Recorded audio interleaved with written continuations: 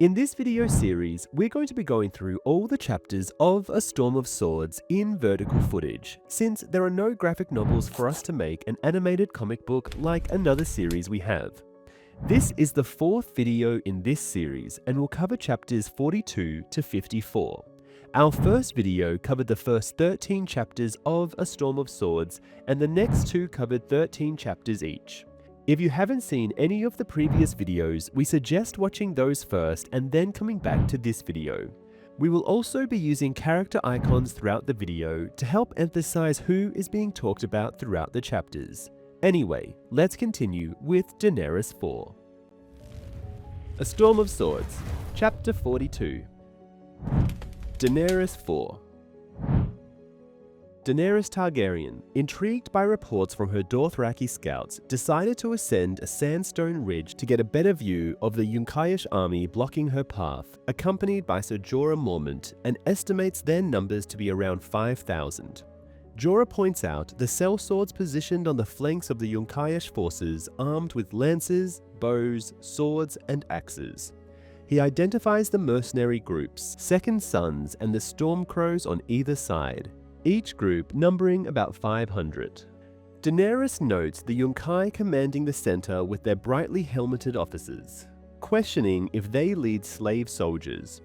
Jorah informs her that these troops are primarily slaves, yet inferior to the Unsullied, as Yunkai specializes in training bed slaves, not soldiers. She ponders the possibility of overcoming the Yunkai army. Ser Jorah agrees, highlighting the ease of achieving victory, but cautioning about the substantial bloodshed involved. She acknowledges they might win a battle, but notes the heavy losses that could impede their ability to capture the city afterward. He reminds Daenerys that while they face minimal losses at Astapor, the situation at Yunkai is different because the city is well prepared for their arrival. Daenerys assesses the slavers' forces, recognizing the threat their mounted sellswords pose against her infantry. Concerned about her less trained freedmen, she opts for diplomacy first, instructing Ser Jorah to arrange separate discussions with the Stormcrows at noon and the Second Sons 2 hours after. Ser Jorah agrees to her plan, but voices concern over their potential refusal. Confident, Daenerys assures him they will attend, driven by intrigue with her dragons and her purpose, and the opportunity to assess her strength. She then directs her return to the camp, ready for the meetings later in her pavilion. The Unsullied are busy fortifying the encampment, cutting limbs from birch trees to craft into sharp stakes for a deep trench that is already halfway completed. Grey Worm supervises the labor. When Daenerys had permitted the Unsullied to select their leaders, Grey Worm was overwhelmingly elected as their commander. Dany informs Grey Worm that the Rise Masters have organized a slave army to oppose them. Grey Worm contrasts the training between the Yunkai bed slaves and the Unsullied. He then confirms his eagerness to demonstrate the Unsullied skills in battle. After taking control of Astapor, one of Daenerys' initial actions was to end the practice of assigning daily slave names to the Unsullied. Many of those who could recall their original names reverted back, while others chose names inspired by heroes, gods, weapons, gems, or others, leading to some unique names that sounded odd to Daenerys. Grey Worm decided to keep his name, explaining that he considered it lucky since it was the name he had when Daenerys liberated him, unlike his original name which he associated with his enslavement. Daenerys instructs Grey Worm to spare any slave who surrenders or flees, as this would leave more to potentially join their cause. Grey Worm acknowledges he will remember her orders. Daenerys continues back to camp on her horse. After Daenerys appointed a council of freed slaves to govern Astapor, many residents, still fearful, chose to follow her to Yunkai instead of embracing the freedom offered in Astapor. Daenerys' modest force is vastly outnumbered by a disorganized throng of freedmen who pose more of a liability than an asset. Although many carry weapons, only a small fraction are capable of combat and none are trained. As they move, they strip the land bare, reminiscent of locusts. Yet Daenerys feels a responsibility to them. Despite advice from Ser Jorah and her blood riders to leave them behind, she remains committed to the freedom she promised. Observing the smoke from their cookfires, she reflects on the paradox of her forces, possessing the finest foot soldiers and the weakest. Arstan Whitebeard stands guard outside Daenerys' tent while strong Belwaz eats figs nearby. They are tasked with protecting her during the march, as Daenerys has reassigned her blood riders, Jogo, Ago, and Ricaro, to lead her small Khalasar. Though the group consists of just over 30 riders, mostly inexperienced youths and older men, they are her only mounted force. While the Unsullied are highly skilled infantry, Daenerys depends on her Dothraki for scouting and serving as outriders. Inside her pavilion, Daenerys finds Arstan, Missandei, Drogon, Rhaegal, and Viserion. Daenerys asks Missandei about Yunkai and learns the slavers are called the Wise Masters. 3 Stormcrows captains arrive, claiming equal rank. Prendil Nargezen, Salor the Bold, and Daario Naharis, a flamboyant Tyroshi with blue-dyed hair, matching eyes, golden mustachios, and extravagant yellow attire adorned with lace, medallions, and gilded boots. Irri and Jiqui serve wine as Daenerys observes them. Prendil speaks for the Stormcrows, advising Daenerys to leave, claiming Yunkai would not fall as easy as Astapor. Daenerys counters by pointing out the poor odds of 500 Stormcrows against her 10,000 Unsullied, framing her statement as a naive observation.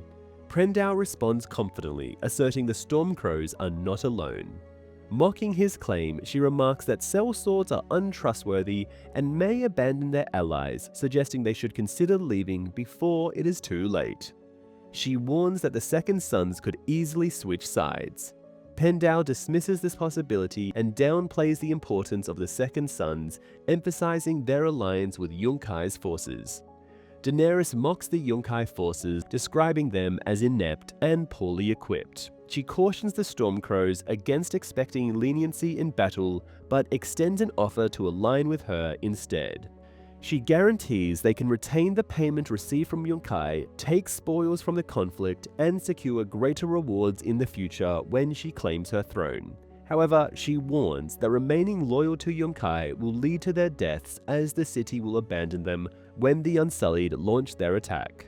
Prendil dismisses her words, insulting her as a mere woman. Dani replies, "Woman," she chuckled, "is that meant to insult me? I would return the slap if I took you for a man." Dani met his stare. "I am Daenerys Stormborn of House Targaryen." She lists her titles. Prendil retaliates with a crude insult, demeaning her as a horse lord's concubine and threatening to pair her with his stallion. Strong Belwaz draws his weapon, offering Prendil's tongue, but Daenerys intervenes, reminding him of the safe conduct she granted. Dani stood. "Go back and tell your brothers what I said then. It may be that some of them would sooner sup on gold and glory than on death. I shall wait your answer on the morrow." The Stormcrow captain rose in unison. "Our answer is no," said Prendil. His fellows followed him out of the tent, but Daario Naharis glanced back as he left and inclined his head in polite farewell. After 2 hours, Mero, the leader of the Second Sons and known as the Titan's Bastard, enters the pavilion alone. The towering Braavosi, with pale green eyes and a long red-gold beard, drowns his wine, wipes his mouth, and makes a vulgar remark about being with Daenerys or her twin in a pleasure house. Daenerys replies, "I think not. I would remember a man of such magnificence, I have no doubt." "Yes, that is so." The Braavosi held out his cup to Jiqui. "What say you take those clothes off and come sit on my lap? If you please me, I might bring the Second Sons over to your side." "If you bring the Second Sons over to my side, I might not have you gelded." The big man laughed. "Little girl, another woman once tried to geld me with her teeth. She has no teeth now, but my sword is as long and thick as ever. Shall I take it out and show you?" "No need. After my eunuchs cut it off, I can examine it at my leisure." Dani took a sip of wine. "It is true I am only a young girl and do not know the ways of war. Explain to me how you propose to defeat 10,000 Unsullied with your 500. Innocent as I am, these odds seem poor to me. The Second Sons have faced worse odds and run. At Qohor when the 3,000 made their stand, or do you deny it?" Mero insists that past failures occurred before his command. She questions whether the second sons derive their courage from Mero, then instructs Ser Jorah to target him first in battle. Ser Jorah agrees with a smile.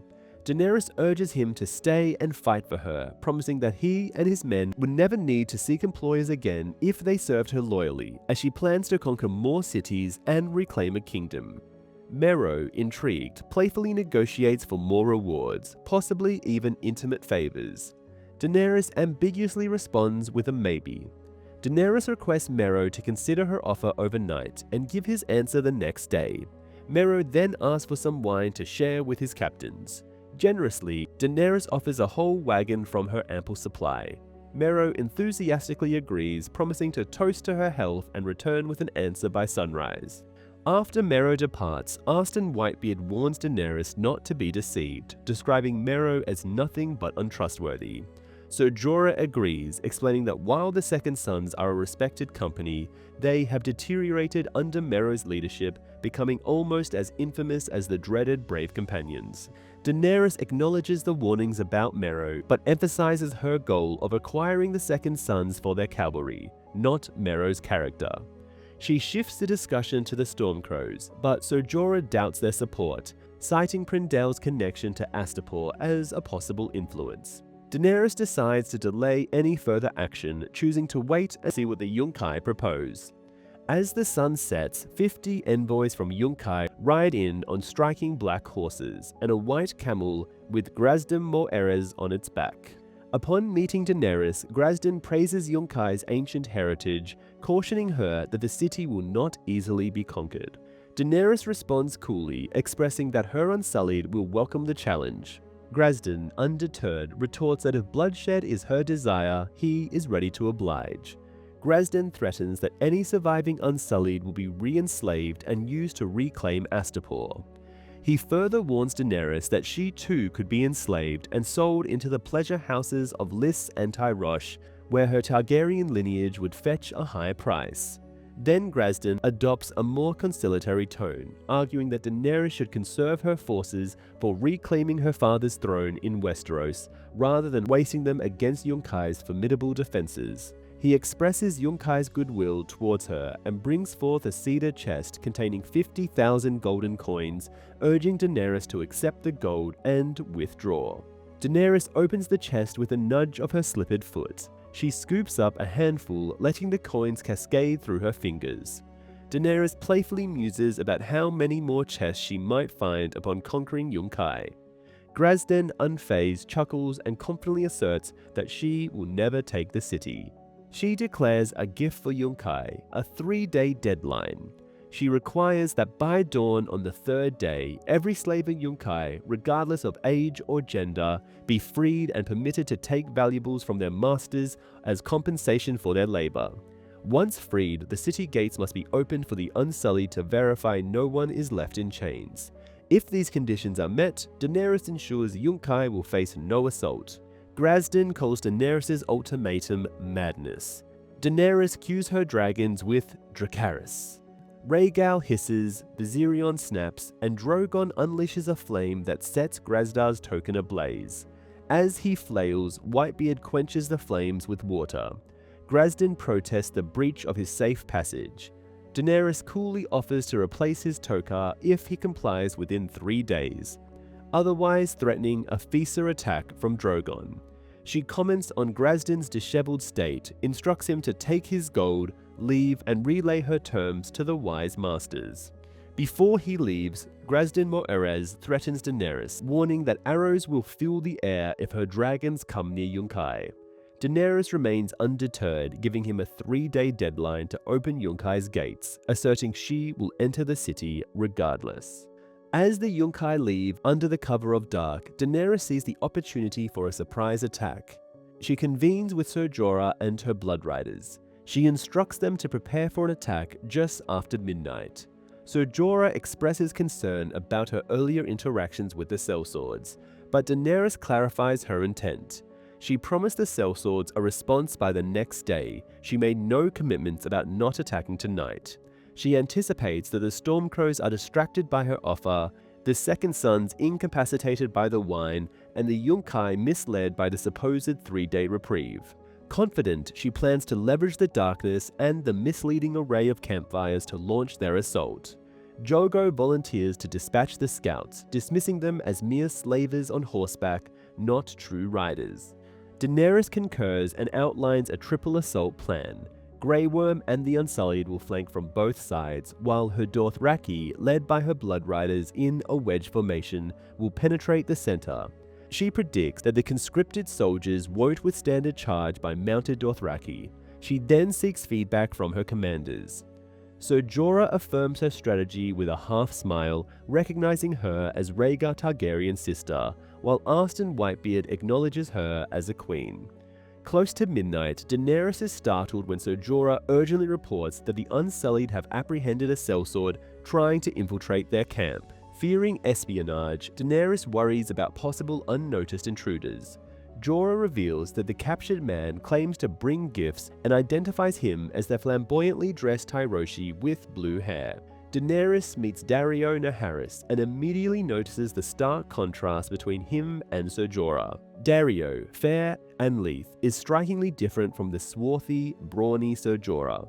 While Jorah dresses simply and is balding, Daario sports extravagant attire and beautiful hair. Daario greets her enthusiastically, announcing that he has brought gifts and that he and the Stormcrows are now loyal to her. Skeptical of the sudden allegiance and suspecting a ploy to save himself, Daenerys questions what his co-leaders think of this shift.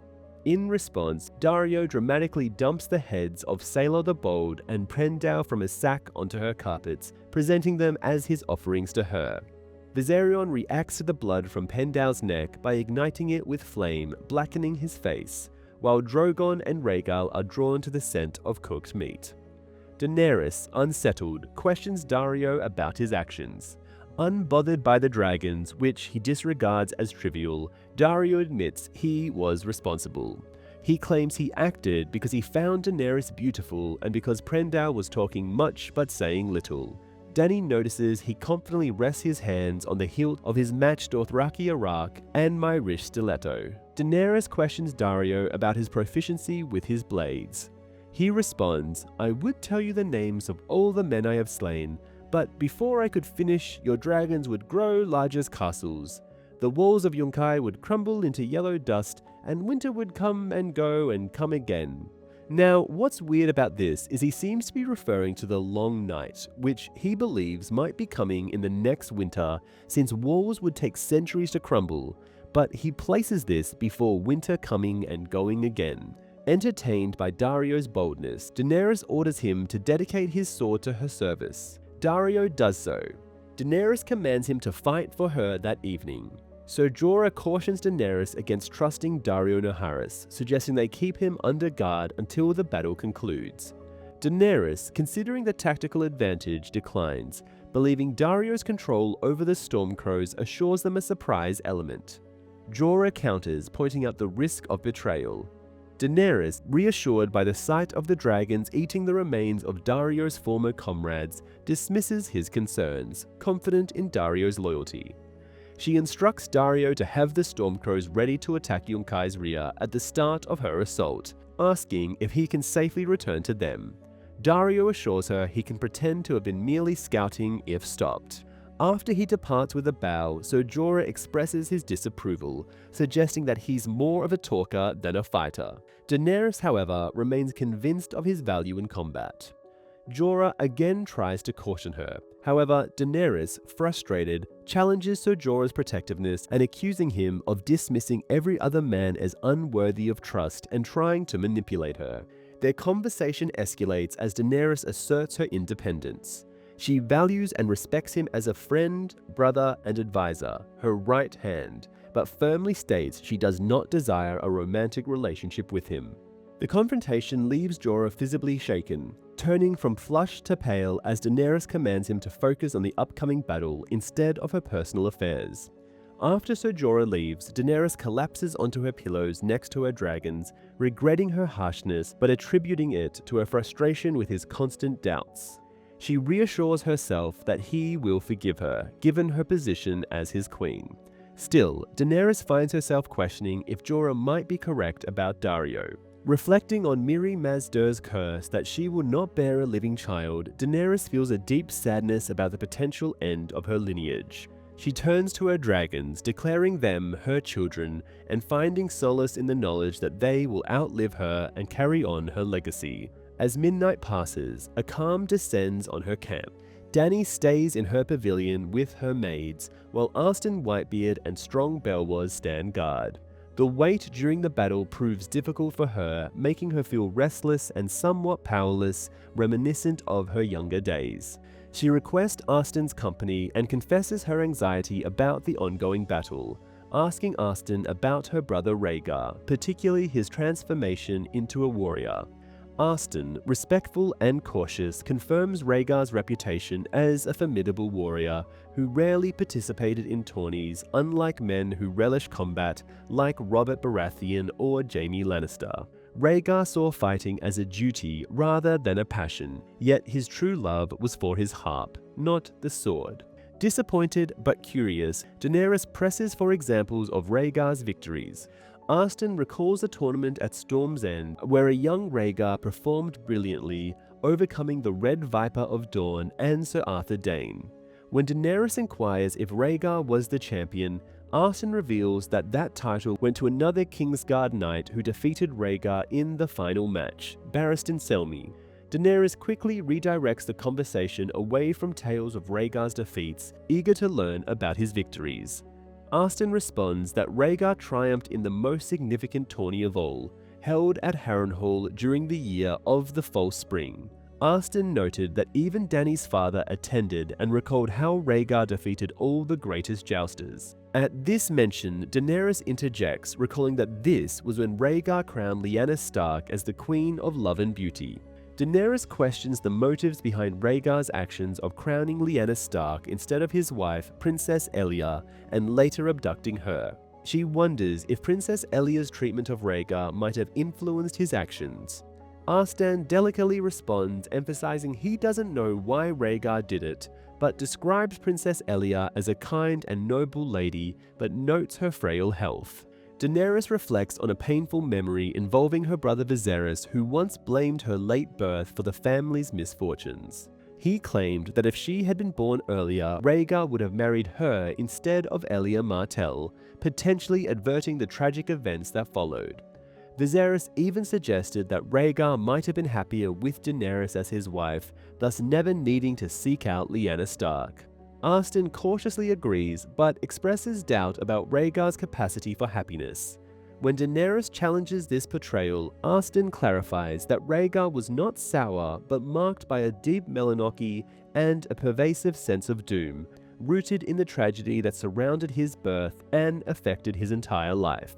Daenerys reflects on Viserys' rare mention of Rhaegar's birth and the tragedy of Summerhall that loomed over him. Arstan confirms that Summerhall, despite its sad history, was Rhaegar's cherished retreat. He often visited alone, finding comfort in its ruins and composing songs with his harp. She then inquires about King Robert's musical tastes, wondering if he preferred melancholy songs like Rhaegar. Arstan explains that Robert enjoyed lively and bawdy songs, often singing them loudly when drunk, contrasting sharply with Rhaegar's solemn nature. Startled by the commotion outside, Daenerys leaps up as Ser Jorah Mormont enters her tent. Bloodstained and dusty from battle but unharmed, he kneels and announces a victory. The Stormcrow switched sides, the slaves fled, and the Second Sons were too drunk to fight effectively, resulting in minimal losses on their side and several thousand captives. Daenerys inquires about their casualties, to which Jorah reports only a dozen at most. Relieved, she then asks about the fates of Grazdan and Merrow. Jorah explains that Grazdan was sent to Yunkai with her terms, while Merrow fled once the battle turned against him, with forces currently pursuing him. Daenerys commands that all captives be spared if they pledge their loyalty to her. She also contemplates keeping the Second Sons as a unit if enough of them agree to serve under her command. The following day, Daenerys and her forces traveled to Yunkai, similar to Astapor, but distinguished by its yellow bricks. At sunrise on the third day, Yunkai's gates open, releasing a stream of slaves. Daenerys rides her silver horse to welcome them. As they walk free, Missandei informs each slave that their liberation is thanks to Daenerys Stormborn and lists her titles. As Daenerys greets the newly freed slaves, they call out "My Shah." Missandei informs her that it means mother in the old Griskari language. The chanting swells as slaves stream out from the gates. They surge towards Daenerys, desperate to touch her on her horse. Her guards find it difficult to manage the crowd. Ser Jorah, concerned for her safety, urges her to leave. But Daenerys, recalling a prophetic dream from the House of the Undying, embraces this moment of triumph. She rides forward into the crowd and the mass of freed slaves part for her, their hands gently touching her as she passes. A Storm of Swords, Chapter 43. Arya VIII. Arya is brought back to High Heart. As the sun sets, Arya and Ned, Lord Beric's squire, wander the ring of ancient weirwood stumps. Standing atop one, they watch as the last light of day disappears to the west. Atop the hill, Arya watches Thoros intently staring into the campfire. She asks Ned about it, and Ned explains that Thoros sometimes sees visions in the flames about past, future, or distant events. Nearby, Gendry skeptically questions the reality of seeing the future in flames. Thoros, overhearing, admits he does not receive visions on occasion. Gendry dismisses Thoros as a drunken fraud based on his former master's opinion, a label Thoros accepts with a laugh. He then recognizes Gendry's former master, Tobho Moat, from whom he bought swords to set aflame. He admits he was not a devout priest. Being the last of 8 siblings, Thoros was dispatched to the Red Temple by his father. Thoros adhered to the rituals and incantations, but was notorious for sneaking into the kitchens and the unexplained presence of girls in his bed, girls he humorously claimed to know nothing about. He also mentions he had a knack for languages, and sometimes he did see visions in the flames. However, due to his troublesome nature, he was eventually sent to King's Landing to spread the faith of the Lord of Light. It was hoped that King Aerys, known for his obsession with fire, might convert. Unfortunately, the king's own pyromancers were more skillful in their flame-related tricks than Thoros. Thoros recalls he once rode into a melee with a flaming sword, causing Kevan Lannister's horse to throw him, which made Robert laugh uproariously. The priest acknowledges that using a sword in such a way was improper. Suddenly, Lord Beric declares that fire consumes everything, leaving nothing behind. Thoros looks concerned. Beric, sounding tired, mentions being revived 6 times is too excessive. He then walks away quickly. That evening, the wind howls wolf-like. Notch, Angai, and Merito Moontown stand guard as others sleep. Arya notices a tiny pale figure with wild white hair and a cane sneaking behind the horses. Barely 3 feet tall, the woman's eyes glow red in the firelight, reminiscent of Jon's wolf. Thoros and Lem accompany Lord Beric as they approach her. She mockingly greets them with ominous nicknames. She demands wine or else she will leave. Complying, Lord Beric hands her a wineskin. After drinking, she reveals the Kraken King is going to die. She also notes Lord Hoster Tully's death and hints at further chaos with a feverish goat and a looming great dog. This is Gregor torturing Vargo Hoat with an infected ear from Brienne. The dwarf woman recounts a wolf crying in the rain with the haunting sound of tiny bells. This is Arya crying after the Red Wedding and Jingle Bells. The Frey son Catelyn kills. The ghost of High Heart tells of a young woman at a banquet, her hair entwined with purple snakes dripping poison. This is Sansa at the Purple Wedding with poison in her hair. In another vision, she sees the same woman overpowering a brutal giant within a fortress of snow. This is Sansa slapping Sweet Robin in the Eyrie. The ghost of High Heart then sharply turns to Arya, identifying her as a wolf child, a blood child, and mistakenly thought it was the Lord who reeked of death. Overcome with emotion, she sobs, accusing Arya of bringing cruelty to her hill. She declares she's already consumed enough sorrow at Summerhall and demands Arya to leave. Arya, alarmed by the woman's fearful tone, steps back, pondering her sanity. Thoros intervenes.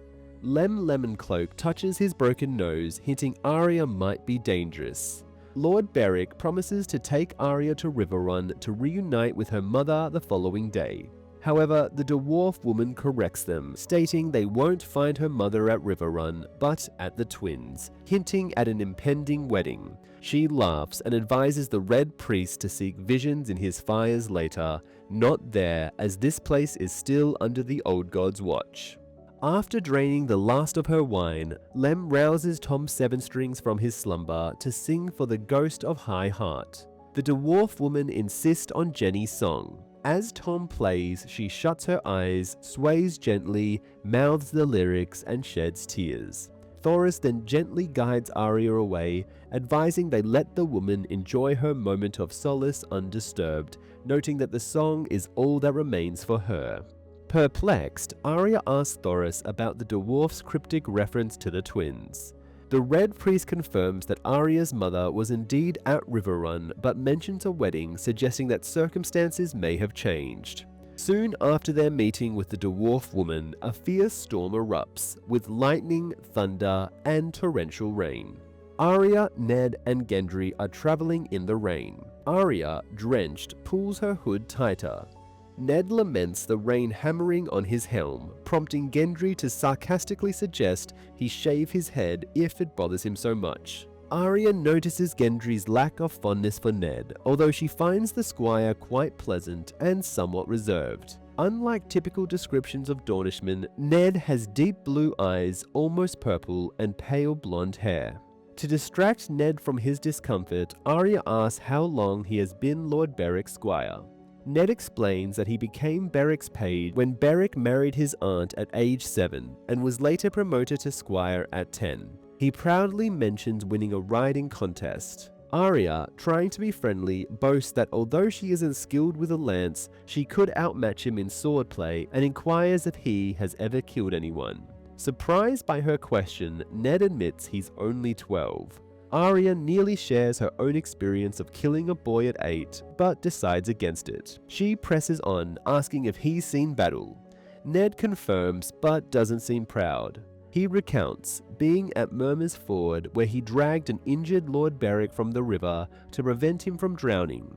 He guarded Beric, who had a broken lance in him, which deterred any attackers, allowing them to escape the fray without further combat. Arya reflects on the people she's killed since departing King's Landing. These memories bring a wave of sadness over her. Seeking a connection, she tells Ned that her father shared his name. Ned remembers seeing her father at the Hands tourney, but felt too timid to approach him. Ned asks if Arya was at the tourney where Sir Loras Tyrell chose Sansa to be the Queen of Love and Beauty. Arya confirms and shares that Sansa's friend Jean Poole had once been enamored with Lord Beric, to which Ned notes that Beric was betrothed to Ned's aunt before his demise. Breaking the lull, Ned inquires about Arya's half-brother, Jon Snow, who serves with the Night's Watch. Arya contemplates heading to the Wall rather than Riverrun, thinking Jon wouldn't mind her past actions or her unkempt hair. She fondly remembers how Jon would ruffle her hair and call her little sister. Surprised, she asks Ned how he knows about Jon. Arya is puzzled when Ned mentions he is Jon Snow's milk brother. She questions how that's possible, given that he's from Dorne and couldn't be related by blood. Ned clarifies that they are milk brothers, not blood related, because his mother had no milk when he was young, so he was nursed by Wyler. Arya, still confused, asks who Wyler is. Ned reveals that Wyler is Jon Snow's mother, who has served his family for many years. Surprised, Arya responds that Jon never knew his mother or her name. Suspicious, she warns Ned not to lie, threatening to hit him if he does. Ned solemnly insists that Wyler was his wet nurse and swears this truth on his family's honor. Realizing her mistake, Arya quickly asks who he is. Embarrassed, Ned admits he is Edric Dane, the Lord of Starfall. Behind them, Gendry voices his disdain for nobility with a scornful tone. Arya reacts by throwing a withered crab apple at him, hitting his head. Gendry touches his forehead, questioning what type of lady would throw crab apples. Arya playfully admits she's the bad kind and apologizes to Ned. Arya thinks about the revelation that Jon's mother is named Wyla, planning to share this with Jon when she next sees him. She wonders if Jon will continue to call her little sister now that she feels older. Arya also considers writing to Jon from Riverrun about what Ned Dayne has told her. She remembers hearing about Arthur Dayne, known as the Sword of the Morning, linking him to Ned's family. Ned reveals that his father was the elder brother of Sir Arthur Dayne, and Lady Ashara Dayne was his aunt, whom he never met because she died before he was born. He explains that she jumped into the sea from the Palestone Sword, a tower at their home Starfall. Startled by this revelation, Arya asks why she would do such a thing. Ned appears cautious, worried Arya might react strongly again. He asks if Arya's father ever mentioned Lady Ashara Dayne. Arya, puzzled, inquires if her father knew her. Ned explains that Lady Ashara met Arya's father and his brothers at Harrenhal during the year of the False Spring, before Robert became king. Arya, unsure of what to say next, presses for the reason behind Ashara's drastic action. Ned simply replies that it was because of a broken heart. Sansa might have romanticized the tragic tale, but Arya finds the idea of dying for love foolish. Instead, she asks if someone was responsible for breaking Ashara's heart. Ned hesitates, saying it might not be his place to speak on it. Arya insists, and Ned, looking uneasy, mentions his aunt Illyria told him that Lady Ashara and Arya's father fell for each other at Harrenhal. Arya quickly dismisses this, asserting her father only loved her mother. As they discuss, Gendry interjects skeptically about Arya's father's honor, hinting at Jon Snow's origins and suggesting Arya's father wasn't as honorable as she believes. Irritated, Arya wanted another crabapple to throw at Gendry for his comments. She defensively claims her father was honorable and tells Gendry to mind his own business. Gendry counters with his own bitter experience of likely having a worthless father. Not wanting to hear Ned's apology for upsetting her, Arya spurs her horse forward, leaving him and Gendry behind. She quickly catches up with Anguy and questions him about the trustworthiness of Dornishmen. Anguy humorously responds that both Dornishmen and Marchers are reputed to be liars, but reassures her that Ned is a good kid. Dismissing Ned as a stupid liar, Arya impulsively leaves the trail, ignoring the outlaws' calls to return. She contemplates escaping from them, but realizes the futility given their numbers and familiarity with the terrain. Eventually, Harwin catches up with her, cautioning her about the dangers of wandering off alone. Arya, undeterred, expresses her frustration about what Ned has shared regarding Lady Ashara Dayne. Harwin confirms he's heard the same story back in Winterfell when he was young, but reassures her that it is likely not true. He explains that during the tourney when Ned Stark met Ashara Dayne, his brother Brandon still lived and betrothed to Lady Catelyn, so there was no dishonor to Arya's father. Arya, still uncertain, mentions Ashara's manner of death. Harwin notes that grief was the likely cause, particularly over the loss of her brother. He advises Arya to let the past remain undisturbed and cautions her against discussing these stories with her mother at Riverrun. Eventually, the village is precisely where Notch indicated. They take refuge in a stone stable. Arya reflects silently that it hardly seems like a village anymore, just ruins. While assisting Anguy with the horses, she inquires if the Lannisters were behind the destruction. Anguy gestures towards the thick moss on the stones, suggesting the damage happened long before. Curious, Gendry asks who was responsible. Notch, familiar with the local history, explains that it was Hoster Tully. He recounts how this was Lord Goodbrook's village, which remained loyal to the king while Riverrun supported Robert Baratheon. In response, Lord Tully devastated it with fire and sword. Although Lord Goodbrook's son reconciled with Robert and Hoster Tully post-Trident, it changed nothing for the deceased. A solemn silence descends after Notch's explanation. Gendry gives Arya a thoughtful look before turning away to tend his horse. As the rain continues to pour outside, Thoros lightens his mood with a joke and suggests they start a fire. Jack Be Lucky retrieves drywood, Notch collects straw to start the fire, Thoros sits cross-legged in front of the fire, Lem paces, Tomo Sevens massages his feet, and recounts a disastrous trip influenced by Lysa Tully, which ended up with him being robbed and nearly naked, forced to entertain guards with his harp just to enter the bloody gate. Thoros then sees something in the flame saying Lannister and approaches Lord Beric. Lem joins, and at one point Lem's temper flares, leading him to punch the wall in frustration. Lord Beric then signals Arya to join them. Despite her reluctance, Harwin gently nudges her forward. Arya joins them. Thoros kneels next to Arya and shares his vision. Riverrun encircled by flames resembling leaping lions with long crimson claws. A sure sign of an impeding Lannister siege. Arya's gut clenches in denial, but Thoros gently explains the reliability of his visions, though he confesses he sometimes misinterprets them. Still, he is confident about this prediction. Arya asserts that her brother Robb will defeat the Lannisters as before. However, Thoros hints that Robb and her mother might not be present in the battle, mentioning a wedding at the Twins. The ghost of High Heart receives insights from the werewoods in her sleep. Frustrated, Arya laments her capture. She believes she could have reached Riverrun by now. Ignoring Arya's frustration, Lord Beric inquires if she would recognize Sir Brendan Tully, her grandfather's brother, or if he would recognize her.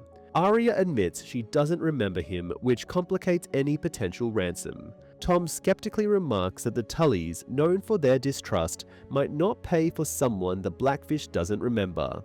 Lem argues they should attempt to reach Riverrun regardless, hoping to secure a reward. Tom expresses concern about the risk of being trapped by Lannister forces at Riverrun, fearing for Lord Beric's safety. Lord Beric declares his intention to avoid being captured alive and mentions seeking information from Shanna and Lord Vance's maester, and considers seeking temporary refuge at Acorn Hall with Lady Smallwood, where they can dispatch scouts. However, Arya, feeling overwhelmed, dashes for the door. When Harwin attempts to restrain her, she evades him. As Arya dashes out of the stable, rain pours down and lightning lights up the distant west. She runs, not knowing where to go, just needing to escape the empty promises and strategic discussions. Regretting her decision to bring Gendry and Hot Pie from Harrenhal, she realizes she might have reached Riverrun if she went on her own. Feeling abandoned, she hears Harwin or Gendry shouting her name, but the thunder muffles their voices. Arya has barely escaped 50 yards from the stables when she is completely drenched. She tries to find shelter, but unexpectedly runs into a sentry. The man's armored hand grips her arm tightly. As Arya protests the pain and attempts to wriggle free, claiming she was on her way back, Sandor Clegane interrupts her with a harsh laugh. Dismissing her protest, Clegane declares that Arya belongs to him now. With a strong tug, he lifts her off the ground and drags her toward his horse. The relentless rain soaks them, muffling Arya's cries for help. In this desperate moment, Arya recalls Clegane's menacing question about the fate of wolves caught by dogs, heightening her fear as she struggles helplessly. A Storm of Swords, Chapter 44.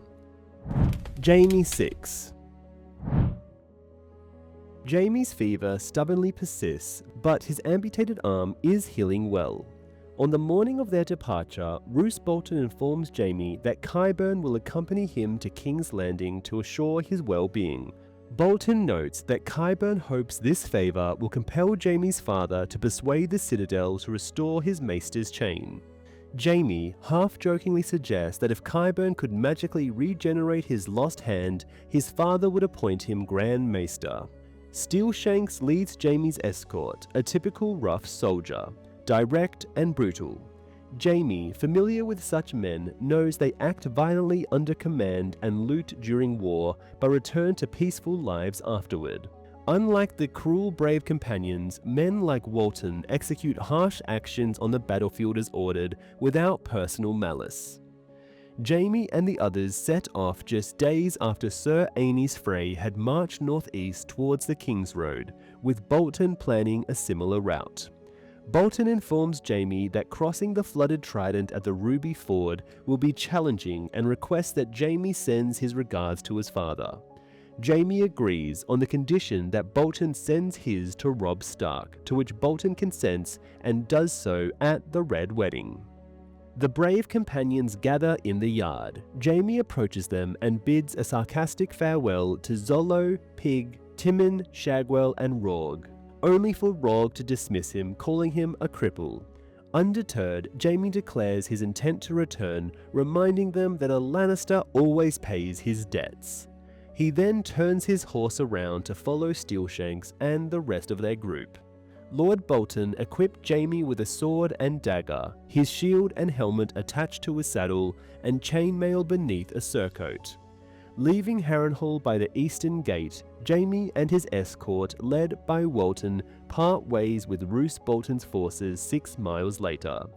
They head south by the Lake Road near the God's Eye to avoid the King's Road for quieter farmer paths.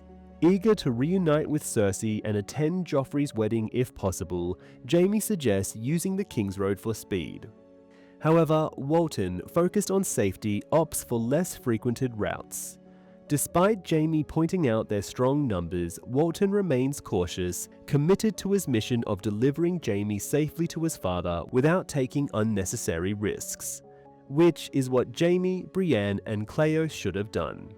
As they pass a long-abandoned lakeside mill, Jaime's thoughts drift back to the day King Aerys publicly celebrated his induction into the Kingsguard. He vividly recalls kneeling at Harrenhal, taking his vows before a massive audience, and the roar of approval when Sir Gerald Hightower placed the white cloak around his shoulders. However, Jaime's pride quickly turns to disillusionment that same night. King Aerys soured, stating he didn't need all 7 Kingsguard at Harrenhal and sent Jaime back to King's Landing to guard the Queen and Prince Viserys, who were not in attendance. Even when Sir Gerald Hightower offered to go in Jaime's place, Aerys refused, declaring that Jaime would not compete in Lord Went's tourney nor win any glory, as he was now bound to serve the King's whims. Jaime realized then that his appointment was not a tribute to his skills or valor, but rather a spiteful maneuver by Aerys to separate his father, Lord Tywin, from his heir. Decades later, Jaime still feels the sting of the day he had to head south, clad in his new white cloak, to oversee a deserted castle, burdened by his lifelong obligation as a Kingsguard. Back then, his frustration was so overwhelming he wished to discard his cloak, yet he had already pledged his vows publicly. As they ride, Qyburn catches up to Jaime, asking about Jaime's hand, and then changes the subject to a visitor Jaime received the previous night, asking if he had fun with her. Jaime notes that the girl did not reveal who paid her to come. Qyburn reveals he sent Pia, thinking her talents would provide a welcome diversion for Jaime, who agrees she was indeed eager, noting how swiftly she had appeared, almost as if part of a dream. Jaime only awakened when the woman slid under his blankets. She was notably appealing and reminisced about seeing him as a child in his white Kingsguard cloak at Lord Went's tourney. She told him how handsome he looked and confessed that during her intimate moments with other men, she would sometimes imagine it was Jaime, though she never thought she'd actually be with him. Despite being tempted, Jaime sent her away, reminding himself of his loyalty to another woman. He then questions Qyburn about the practice of sending women to those he treats. Qyburn clarifies that it is typically Vargo who sends women to him for health checks before engaging with them, stemming from a past mistake. He assures Jaime of Pia's health and casually mentions that Brienne was also in good condition. Jaime glances sharply at Qyburn upon hearing Brienne's name, and learns she remains unharmed and a maiden. Jaime, concerned, questions if Vargo Hoat required this examination, and Qyburn confirms he did. Discussing the ransom, Jaime finds out from Qyburn that Lord Selwyn has offered 300 dragons, a sum Vargo suspects as too low, fearing trickery. Jaime sees the ransom as reasonable, but Qyburn points out that Vargo, the current Lord of Harrenhal, wants more. Jaime debates his indifference towards her potential suffering, reflecting on his own loss, which he blames on her resistance to give him a sword. Finding Qyburn's company increasingly irritating, Jaime decides to ride towards the front of the column.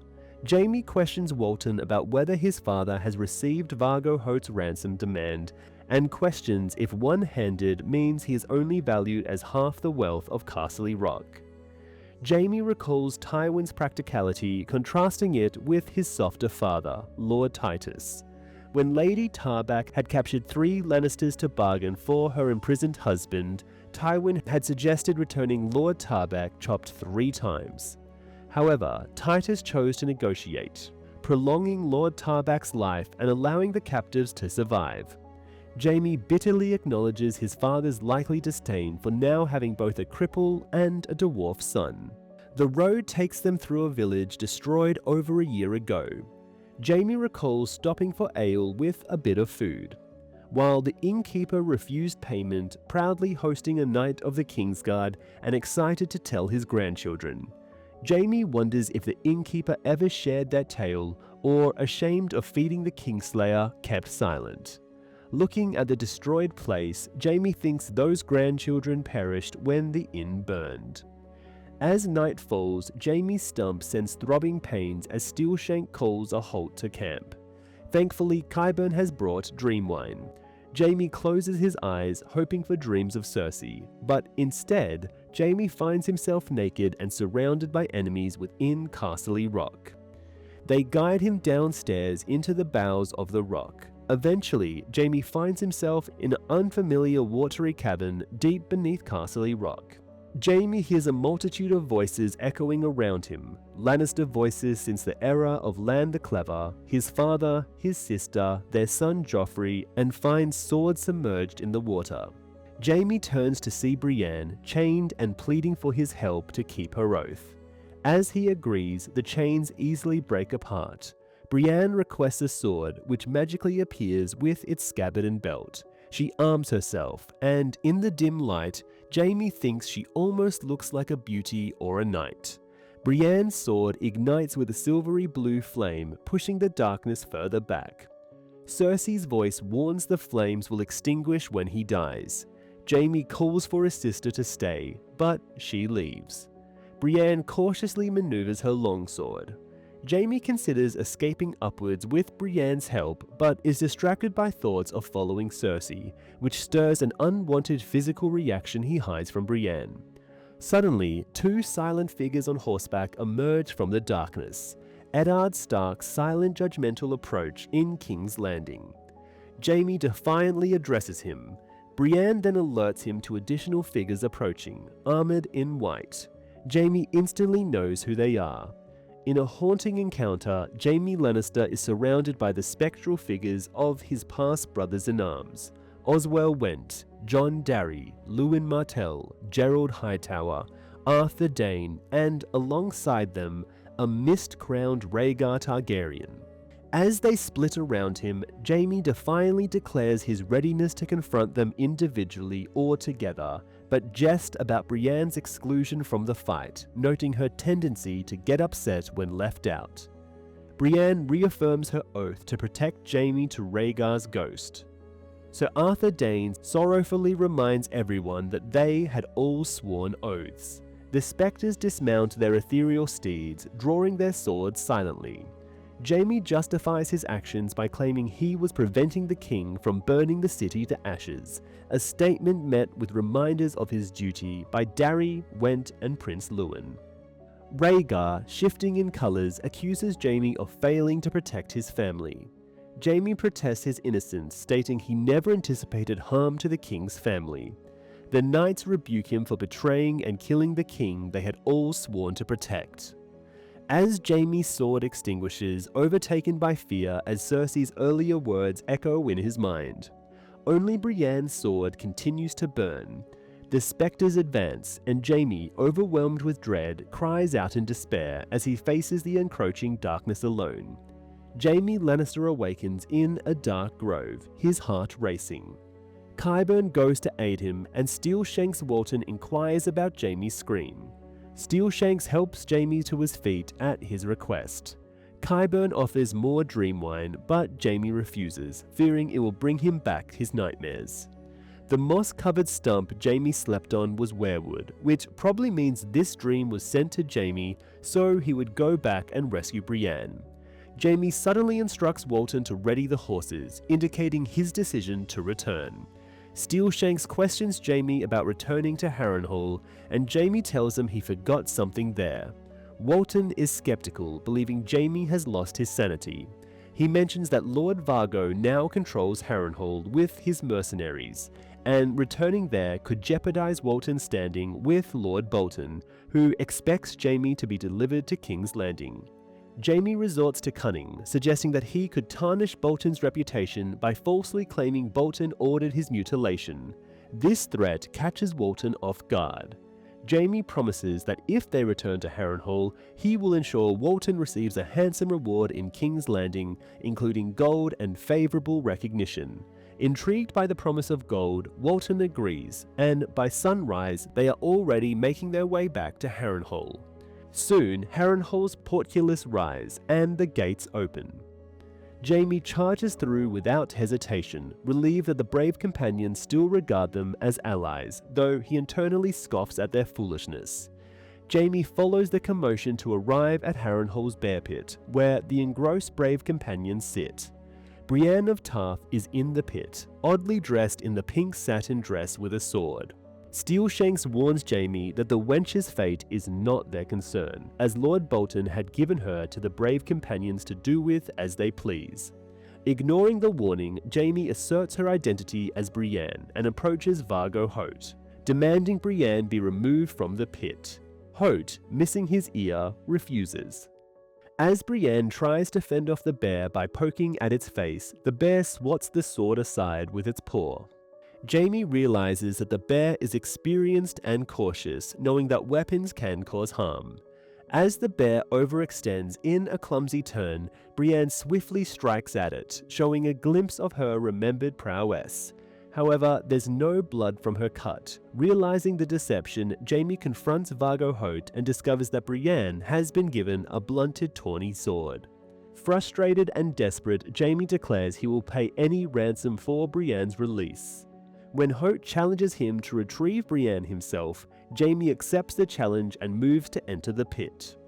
Jaime lands on the sand and grabs a handful, ready to use it as a distraction. Brienne, surprised to see him, questions his presence. Jaime responds by throwing the sand at the animal's face and instructs Brienne to get behind him. In a critical moment, Jaime swiftly knocks Brienne's legs from under her, causing her to tumble.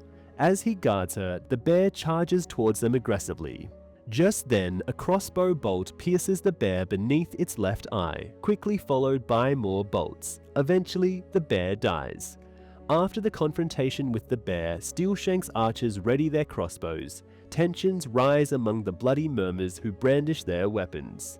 A debate rages, but Hoat, assessing the situation, his men outnumbered and less sober, orders their release. He claims mercy. It's only when they are safely distant from Harrenhal that Steelshank expresses his frustration, questioning Jaime's sanity for risking his life against a bear unarmed. Jaime jokes that he did it with one hand and admits he counted on Steelshanks to kill the bear, pointing out Bolton would have punished him otherwise. As they move away, Brienne, puzzled by Jaime's actions since he had already escaped, asks him why he returned. Jaime, suppressing his usual sarcasm, simply replies that he dreamed of her, or rather, he was sent dreams to save her. A Storm of Swords, Chapter 45. Catelyn V. Robb Stark says goodbye to his queen, Jean, 3 separate times as he prepares to depart.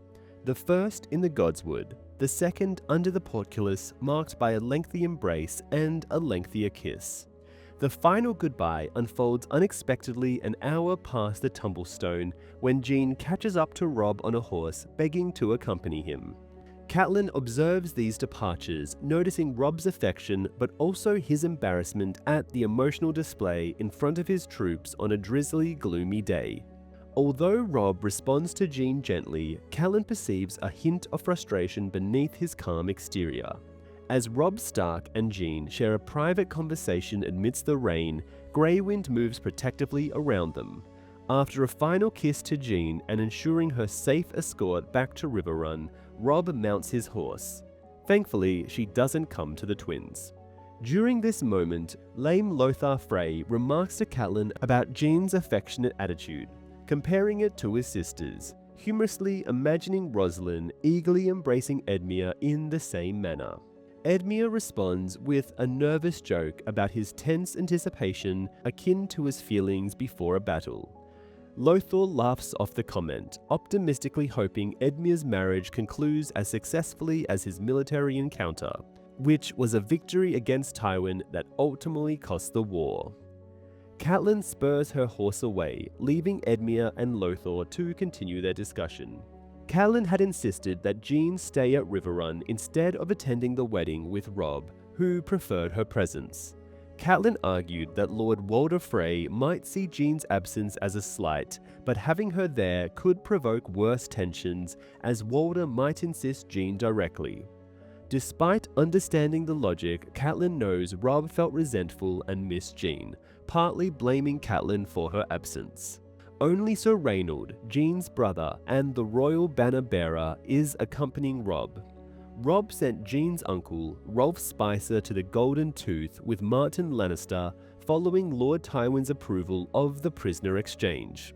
This strategic move secured Martin's safety, reassured Galbert Glover about his brother Robart's safety, provided Sir Rolf with an important role, and kept Grey Wind by Robb's side. The rest of the Westerlings stayed behind at Riverrun, including Robb's squire, Rollum. He was bitter about being excluded, but Catelyn knew it had to be so to avoid offending Oliver Frey, who was Robb's prior squire. Despite these measures, Catelyn is still uneasy. She considered Riverrun, under the protection of the Blackfish, now the warden of the Southern Marches, the safest place for Queen Jean, as we'll see in A Feast for Crows. Instead of the Blackfish leading Robb's forces, it is now Galbert Glover. Robb Stark's army extended for several miles, with the Great John leading the vanguard. Catelyn is in the main column, followed by a baggage train managed by Sir Wendell Manderley, with Robin Flint commanding the rearguard. Despite the absence of immediate threats, Robb maintained strict defensive measures throughout their march. The army, 3,500 strong, consists of veterans from battles like the Whispering Wood and Oxcross. The days of march are peppered with light to heavy rain. As they travel, Lady Mage Mormont and her daughter Daisy are the only ones empathetic to Catelyn for freeing Jaime Lannister. Daisy is also in love with Robb and expresses confidence in their king, noting that they have yet to lose a battle under his command. Catelyn keeps to herself that despite battlefield successes, they are losing everywhere else. Later, Edmure Tully, seated in his grand pavilion with Catelyn and his friends, expresses his worries about the appearance of Lord Walder Frey's daughters. Catelyn, unable to tolerate the superficial conversation, interjects sharply and then leaves the group. Edmure reacts poorly to Catelyn's criticisms. On the following day, he deliberately keeps his distance, choosing instead the companionship of Mark Piper and the other men. Regretting her stern rebuke, Catelyn questions if desiring an attractive partner is indeed so frivolous.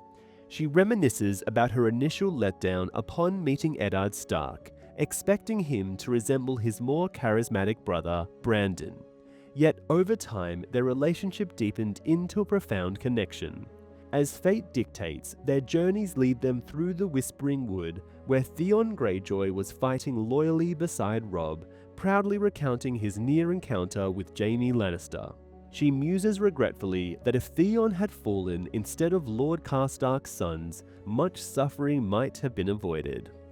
The haunting landscape leads Catelyn to question the final resting place of her husband Ned. His bones were supposed to be escorted north by the Silent Sisters and a small guard. She wonders if they succeeded in reaching Winterfell to bury him in the family crypt, or if they were stopped at Moat Cailin.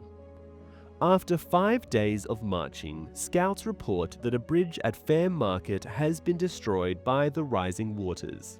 Robb, Catelyn and Edmure discuss different ways to cross the Blue Fork.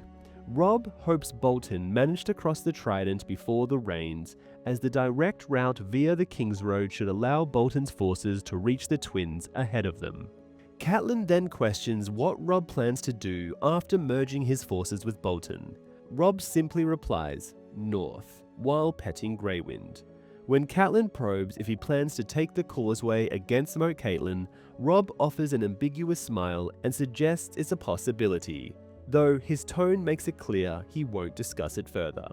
Catelyn reflects on the necessity for a king to keep his strategies confidential. After 8 days of rain, they set up camp at Oldstones. Internally, Catelyn recalls camping here as a girl with her father and Peter Baelish on their way to Seaguard. Robb mentions a song about Jenny of Oldstones, which triggers Catelyn's memory of playing as Jenny, decorating her hair with flowers, while Peter played her Prince of Dragonflies. She reflects on that innocent time, noting how they were just children then. Catelyn recounts the history of House Mudd and their eventual downfall. Touching the weathered stone, Robb reflects on his own legacy. He expresses his hope that Jean is pregnant, though he remains unsure. Catelyn reassures him that conception does not always occur quickly, noting Robb's youth.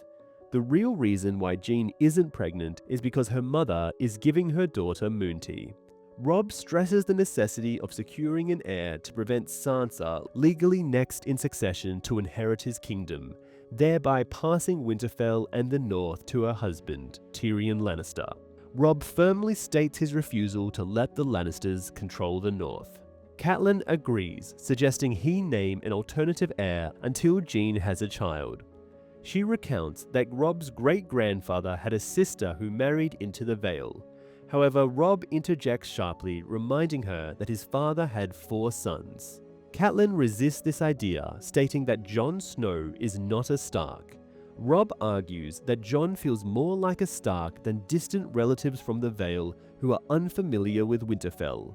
Catelyn rebukes Jon Snow's eligibility as an heir due to his status as a Night Watcher's brother, who must remain landless and wifeless for life. Robb counters by comparing the situation to the Kingsguard, whose members are also sworn for life, but whom the Lannisters dismissed when convenient. He suggests that if he sends the Night's Watch 100 men to replace Jon, they might be persuaded to release him from his oath. Catelyn notes Robb's determination and brings up Jon's status as a bastard, which traditionally prevents inheritance. Robb, however, points out that a royal decree could legitimize Jon, asserting that there's more historical precedence for such an action than for releasing someone from the Night's Watch. She reacts sharply to Robb's suggestion about legitimizing Jon, reminding him of the chaos that followed when Aegon IV legitimized all his bastards.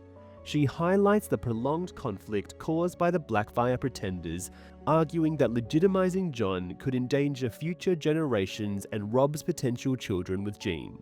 Robb insists that Jon would never harm his family, to which Catelyn counters with Theon Greyjoy's portrayal. Robb is visibly hurt by the comparison, defending Jon's character. Catelyn then shifts to the rights of Sansa and Arya, emphasizing the legal succession. Robb tells her Arya and his younger brothers are dead, thinking that Sansa will die too after giving Tyrion a son. He insists that Jon is his heir and hopes for Catelyn's support. Catelyn firmly opposes this plan, supportive in all but this decision. Robb ends the conversation abruptly, asserting his authority as king, and walks away with Greywind following. In the subsequent days, Robb is constantly active, leading the van with the Greatjon, scouting with Greywind, and coordinating with the rearguard. Catelyn worries about his well-being, observing that he is becoming as gaunt and restless as his direwolf. As they rode through persistent rain, Mage Mormont notices Catelyn's solemn expression and comforts her. Daisy Mormont lightens the mood by saying she prefers rain over arrows, prompting a smile from Catelyn, who wonders if all Bear Island women are warriors. Lady Mage confirms this, but recalls her nephew Jorah's wife, Lynesse, who loathed and struggled with the harsh realities of northern life due to a delicate upbringing. Catelyn reminisces about Lynesse's visit to Winterfell, her beauty and her discomfort with the North. She had once tried to comfort Lynesse by sharing her own initial struggles and adapting to northern life. As relentless rain pours day after day, Lord Jason Mallister joins them. Despite the remaining daylight, Robb immediately halts the army and sends Sir Reynold Westerling to bring Catelyn to his tent. Inside, Catelyn finds Robb studying a map. Alongside him are the Greatjon, Galbert Glover, Mage Mormont, and Edmure. A new unfamiliar face is also present, a nondescript, fleshy, balding man with a submissive demeanor who Catelyn instantly assesses as neither a lord nor a warrior. As Catelyn approaches, Jason Mallister offers his seat to her, greeting her fondly. Robb then orders the captain of the Myriad to repeat the good news. The captain reveals that King Balon Greyjoy had died during a storm while crossing a bridge between the islets of Pike, leading to his death as the bridge collapsed. He washed ashore days later, gruesomely disfigured. The Greatjon humorously remarks about the crabs that consumed Balon's remains. The captain then reveals a significant development. Euron Greyjoy, known as Crow's Eye, has returned after years abroad. Euron, notorious for his dark reputation and silent mute crew, seized power immediately upon his return, claiming the Seastone chair and executing dissenters like Lord Botley. The captain hurried back to his ship amidst the chaos and fled to bring the news. Robb thanks the captain for the crucial intelligence and assures him of a reward, instructing Lord Jason to escort him back to his ship. As soon as the captain leaves, the Greatjon begins to laugh, but Robb quiets him with a stern look. He reflects on Euron Greyjoy's unfitness as a king, considering Theon's previous descriptions of him. Robb speculates that with Theon possibly dead, Victarion, who commands the formidable Iron Fleet, is unlikely to tolerate Euron sitting on the Seastone chair and will likely challenge him. Galbert Glover interjects, mentioning Asha Greyjoy, who currently controls Deepwood Motte, along with Robert Glover's wife and child. Robb asserts that Asha's hold on Deepwood Motte is limited and predicts she will also return to the Iron Islands to contest Euron's rule. Turning the conversation towards strategic needs, Robb requests two of Lord Jason's longships to navigate around the Cape of Eagles and up the neck to Greywater Watch. He plans to send Lady Mage and Galbert Glover on two ships to increase the chances of delivering his message to Howland Reed, with each carrying misleading letters to misdirect any enemies in case of capture. Robb emphasizes the strategic importance of Moat Cailin, noting that Balon Greyjoy understood its value, which is why he stationed Victarion and a strong garrison there. Despite acknowledging the challenges posed by the Ironborn, Robb speculates that the succession issues will compel Victarion to take key leaders with him to claim the Seastone chair, thereby weakening the garrison. Galbert Glover questions Robb's plan to approach Moat Cailin via the causeway, which has historically made the fortress impregnable. Robb outlines a plan to capture Moat Cailin by a simultaneous assault from the north and west, using House Reed to guide his forces through the marshes with the support of Roose Bolton's army. The Greatjon approves of the plan enthusiastically, while Galbert Glover expresses caution about relying on the Craggermen. Robb dismisses the doubt, reminding them of his father's trust in Howland Reed.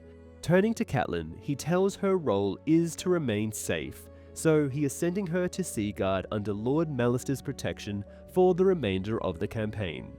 Catelyn struggles with Robb's decision to send her to Seaguard, questioning if it is punishment for opposing him about Jon Snow or simply because she is a woman and a mother.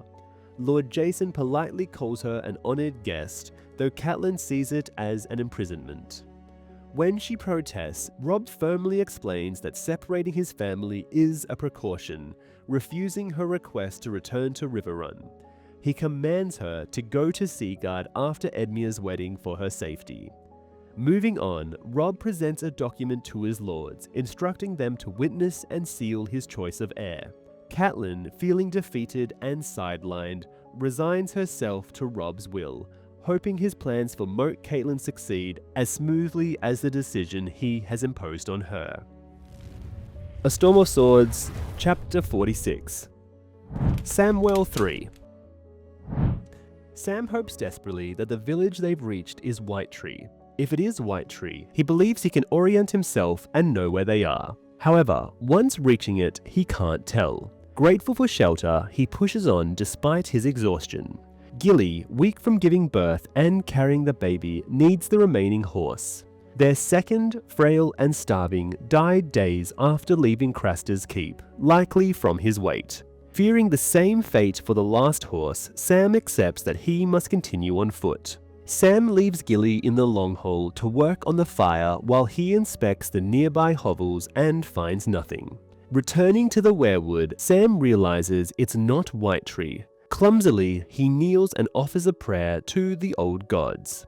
When Sam returns to the longhole, Gilly has managed to get a fire going. The food the old woman had snuck out for them from Craster's Keep is nearly gone. As Gilly nurses the baby by the fire, she asks Sam how much further they need to travel. He reassures her that they're closer than before, estimating only a few more days. Sam frets though. His maps are less helpful after detours around lakes and rivers disrupted their paths. He reflects on how much faster they'd have reached Castle Black if experienced rangers like Bannon or Tywin were with them.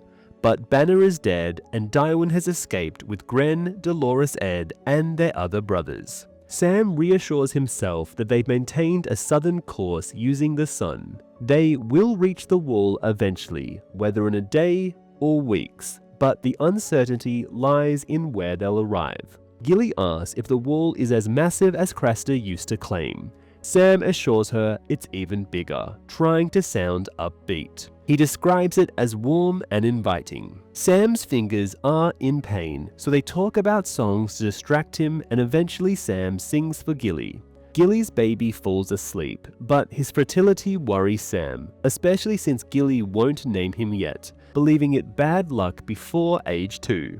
Gilly praises Sam's singing, but he deflects, mentioning Daeron's talent. When she asks why he left out the 7th god, Sam explains that no one sings of the stranger, the god of death, and quickly suggests they eat.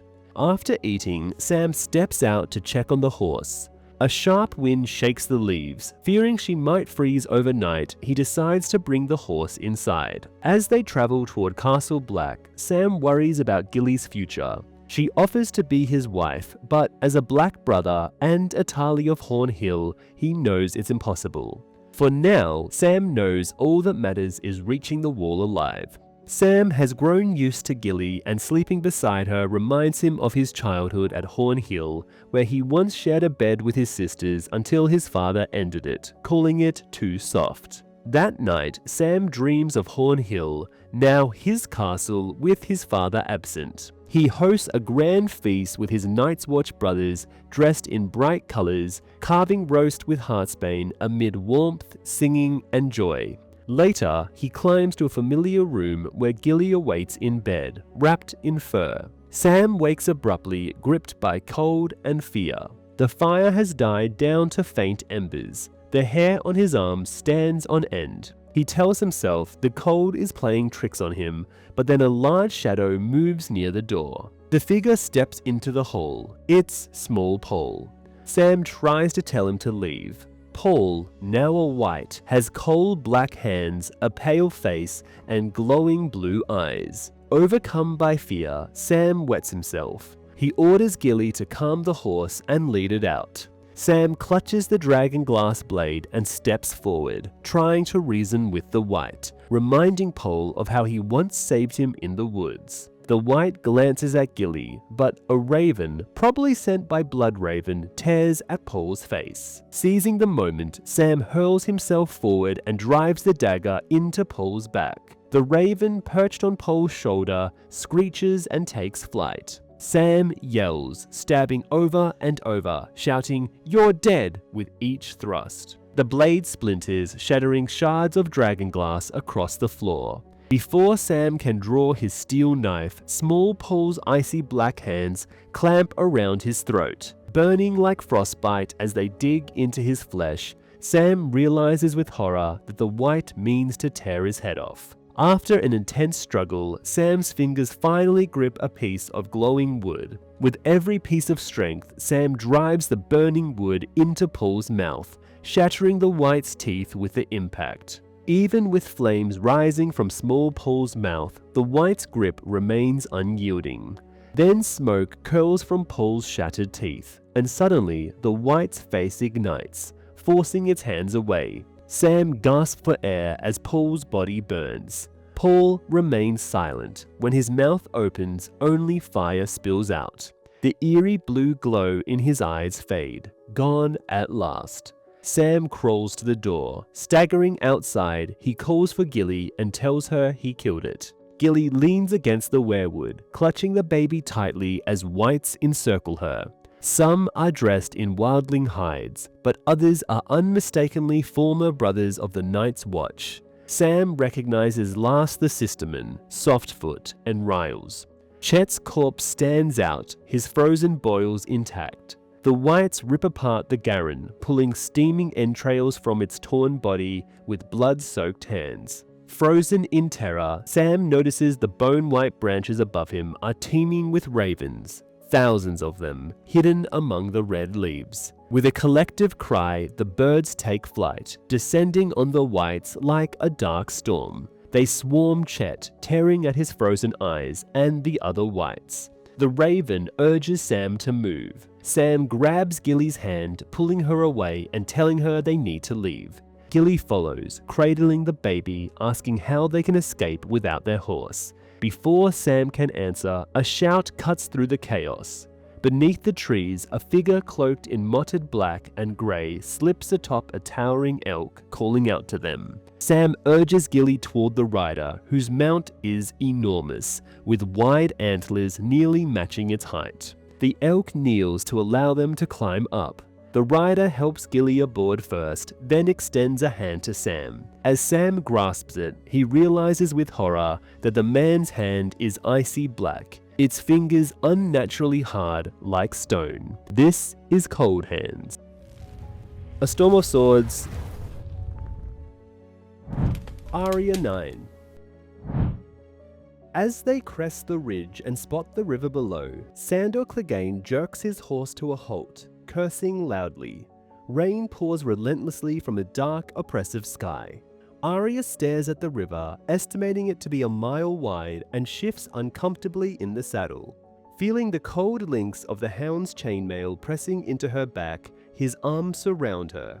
Arya asks if the river is the Blackwater Rush, since after days of riding she no longer knows where they are.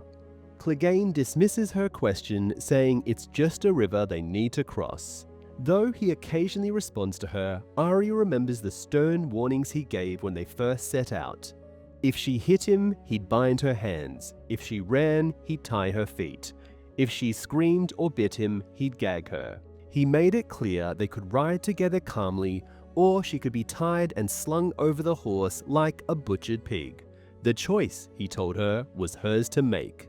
Arya decided to ride willingly, but the first night they camped, she waited until Sandor seemed asleep and crept towards him with a jagged rock, planning to bash his skull. She tried to move as silently as possible, but it wasn't enough. Either he had been awake all along, or her movement stirred him as his eyes opened, and he snatched the rock from her grip with ease, treating her efforts like those of a child. Frustrated, Arya kicked him, but Sandor calmly tossed the rock into the bushes. He warned her that he'd let this attempt slide, but if she tried anything similar again, he wouldn't hesitate to hurt her.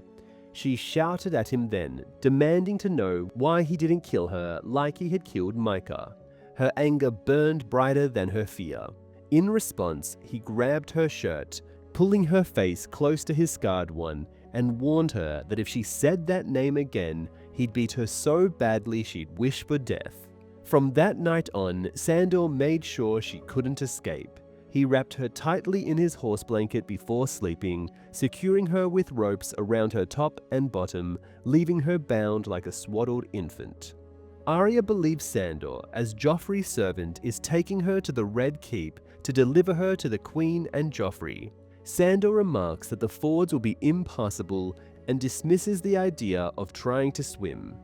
Arya assumes they're stuck, certain that Lord Beric and his men will catch up soon. Despite Sandor's attempts to evade them, doubling back and even riding along the center of a stream, she constantly glances over her shoulder, expecting the outlaws to appear. Earlier, she had tried to leave signs for them by scratching her name into tree trunks while pretending to relieve herself, but Sandor caught her the fourth time and put an end to it. She clings to the hope that Thoros might locate her through his flames, though he hasn't yet. Sandor remarks that Harroway Town is nearby and suggests they might use it to cross the river. She sits rigidly as Sandor steers his stallion along the ridgeline, following the river's flow downstream. Sandor now spends much of the journey half asleep in the saddle, relying on his enormous coursier to navigate the uneven trails. The horse, larger than most, is called Stranger. Arya once tried to steal him when Sandor was distracted, hoping to flee before he noticed. Stranger, however, lunged at her, nearly biting her face. They follow the river for hours, crossing two muddy tributaries before arriving at the spot Sandor had mentioned. Lord Harroway's town, he declares, but his tone shifts to frustration as the town lies submerged and abandoned. Arya notices smoke rising from the tower and spots a flat-bottomed boat. A man with a crossbow calls out, asking their purpose, and Sandor demands a ride across the river. After a brief exchange, Sandor agrees to pay 3 gold dragons to cross. However, the crossing is dangerous, and a tree flowing downriver drowns one of the ferrymen. After making their way across, the man with the crossbow demands 6 gold dragons, an extra 3 for the man he lost. However, Sandor gives the man the parchment Beric gave him before escaping with Arya. Later, while eating meat, Sandor catches Arya eyeing his blade. He warns her again not to try anything. Sandor notes that Arya doesn't shy away from his burnt face and asks how she finds it. She bluntly replies that it's ugly and scarred. Offering her cheese on the tip of his dagger, he calls her foolish for thinking escape would do her any good, warning that someone worse would catch her. Arya stubbornly insists there's no one worse. Smirking grimly, Sandor brings up his brother, Gregor, describing how he once killed a man simply for snoring. The mention makes his burnt face twist grotesquely as he grins. Arya retorts that she knows Gregor and his men, Dunsen, Polliver, Raff the Sweetling, and the Tickler, leaving Sandor surprised. He questions how a high-born girl like her could know such company, scoffing that Gregor never brings his thugs to court. Arya explains they caught her in a village by the lake, along with Gendry and Hot Pie, and killed Lomi for his injured leg. Sandor laughs harshly, realizing Gregor had no idea of Arya's identity. If he had, he would have delivered her to Cersei immediately. With a dark grin, Sandor promises to tell Gregor of his blunder right before he kills him. She points out that he's still his brother. Sandor scoffs, asking if she's never wanted to kill a sibling, perhaps even a sister. He leans closer, observing her expression, and guesses Sansa might be the one Arya wants dead, mocking her for it. Arya denies it and spits back that she'd rather kill him. Sandor taunts her and reveals he saved Sansa from a mob in King's Landing, cutting through them to bring her back to safety. Without him, Sansa would have suffered the same fate as Lolly Stokeworth.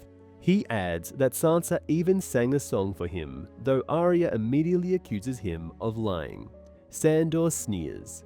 When he asks where she thinks they are going, Arya hesitates before claiming they're heading back to King's Landing to deliver her to Joffrey and Cersei. Even as she says it, she begins to doubt her own words, realizing her assumption may be wrong. The Hound's voice is rough as he snarls at Arya, mocking her. He declares he's done with Joffrey, the Queen, Tyrion, and the entire Lannister family, ranting that a dog has no place among lions. Sandor reveals his plan. He intends to hand Arya over to her mother himself, not leave the job to Beric or Thoros.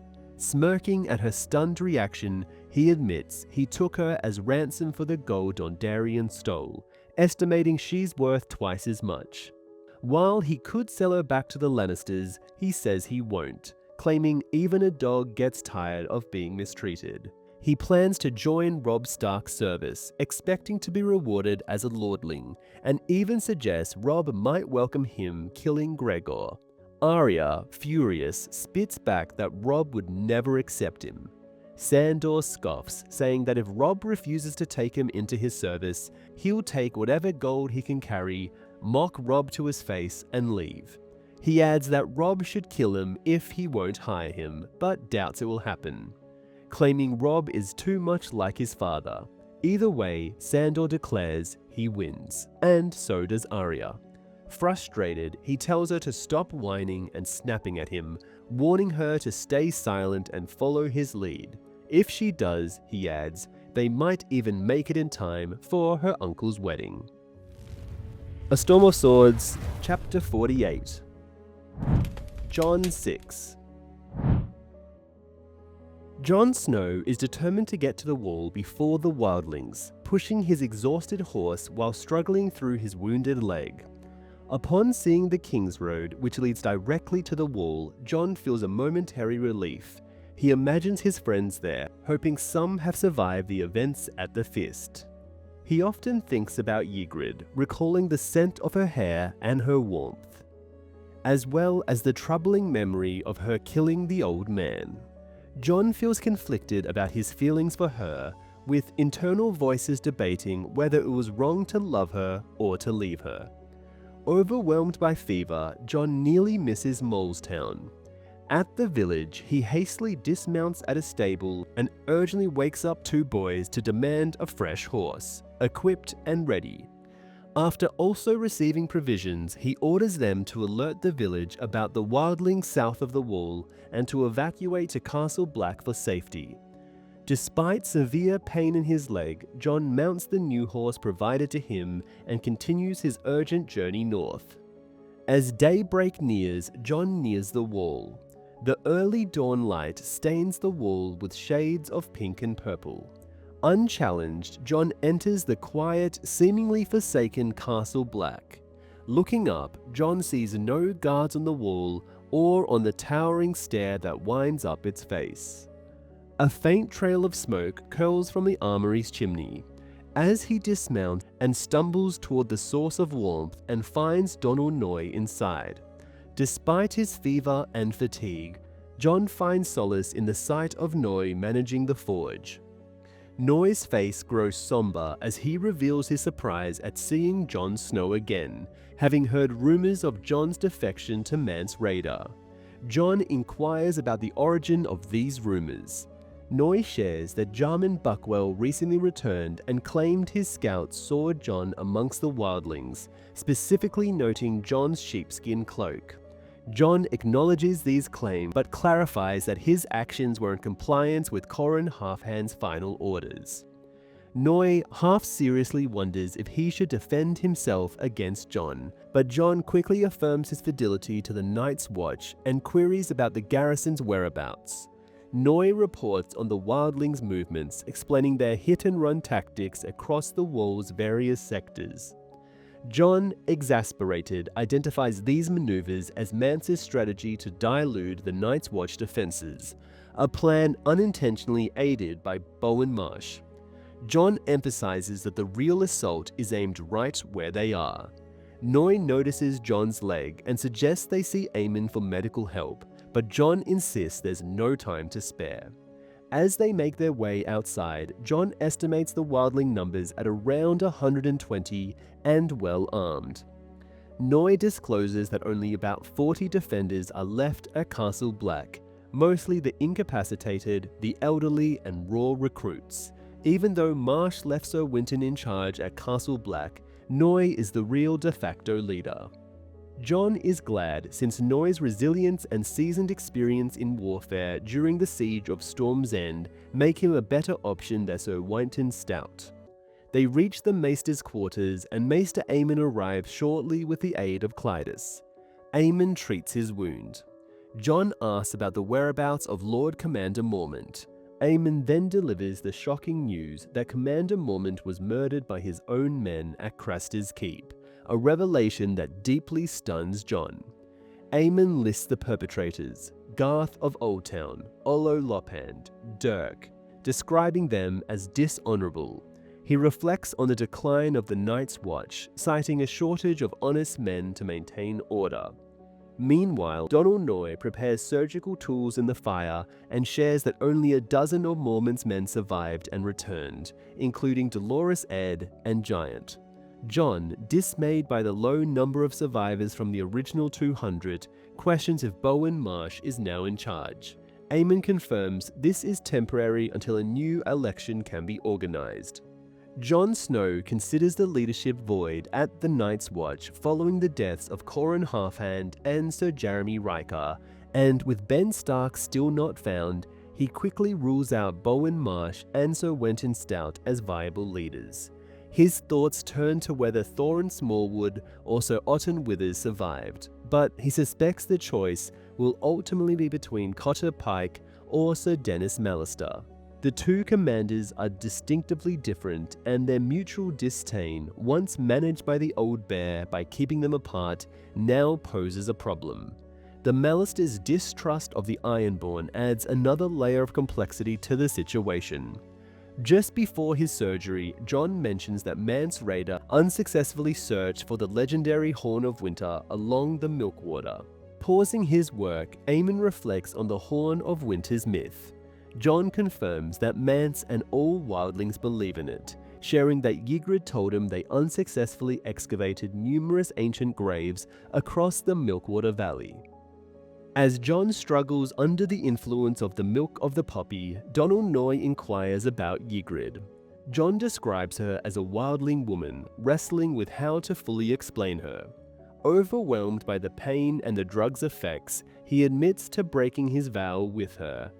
Torn between his feelings and his duties, Maester Aemon is about to begin the painful procedure with a heated knife. Determined not to scream, Jon braces himself, but the overwhelming pain breaks his resolve. Donal Noye restrains him while Clydas assists Aemon. Jon loses consciousness. When Jon wakes up, he remembers dreaming of Ygritte.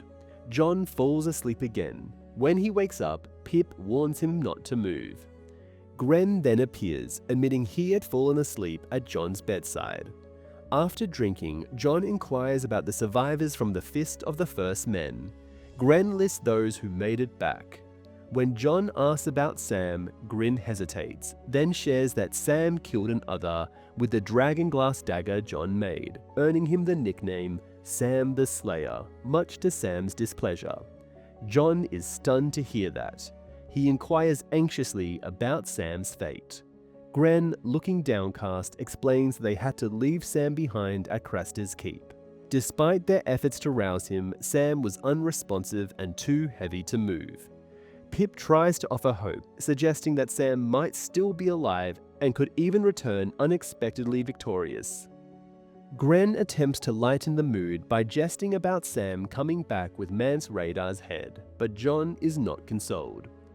Jon wants to stay alert for updates about the Magna's movements, but Pip reassures him that the sentries on the wall are vigilant and that Donal Noye has sent scouts to monitor potential threats.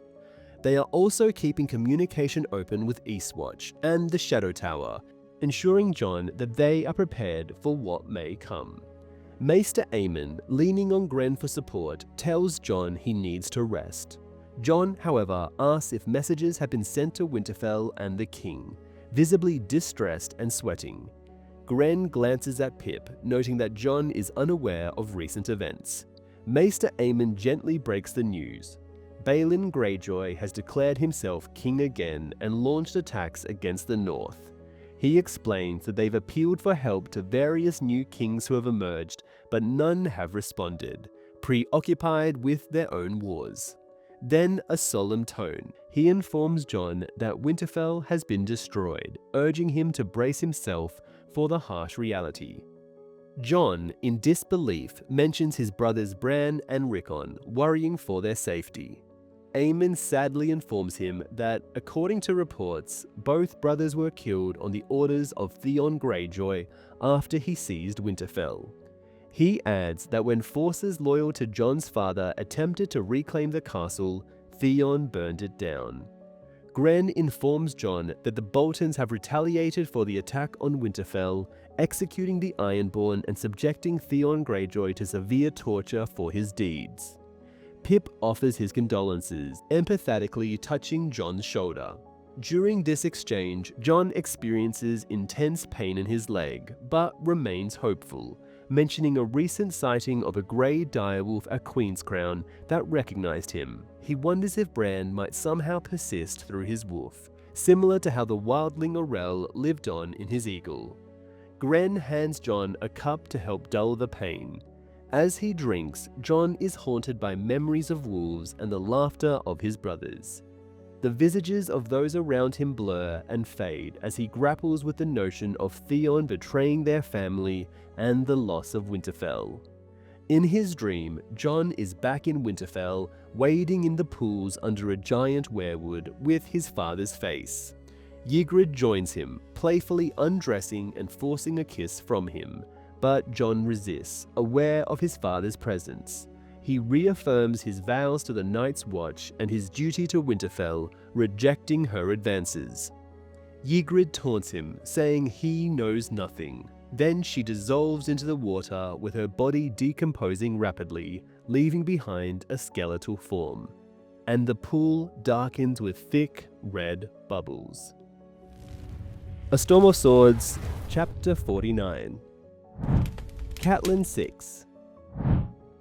As they near the Green Fork, where Robb promised marriage to a Frey for a crossing, a bridge they need desperately now, Catelyn observes the turbulent waters with deep concern.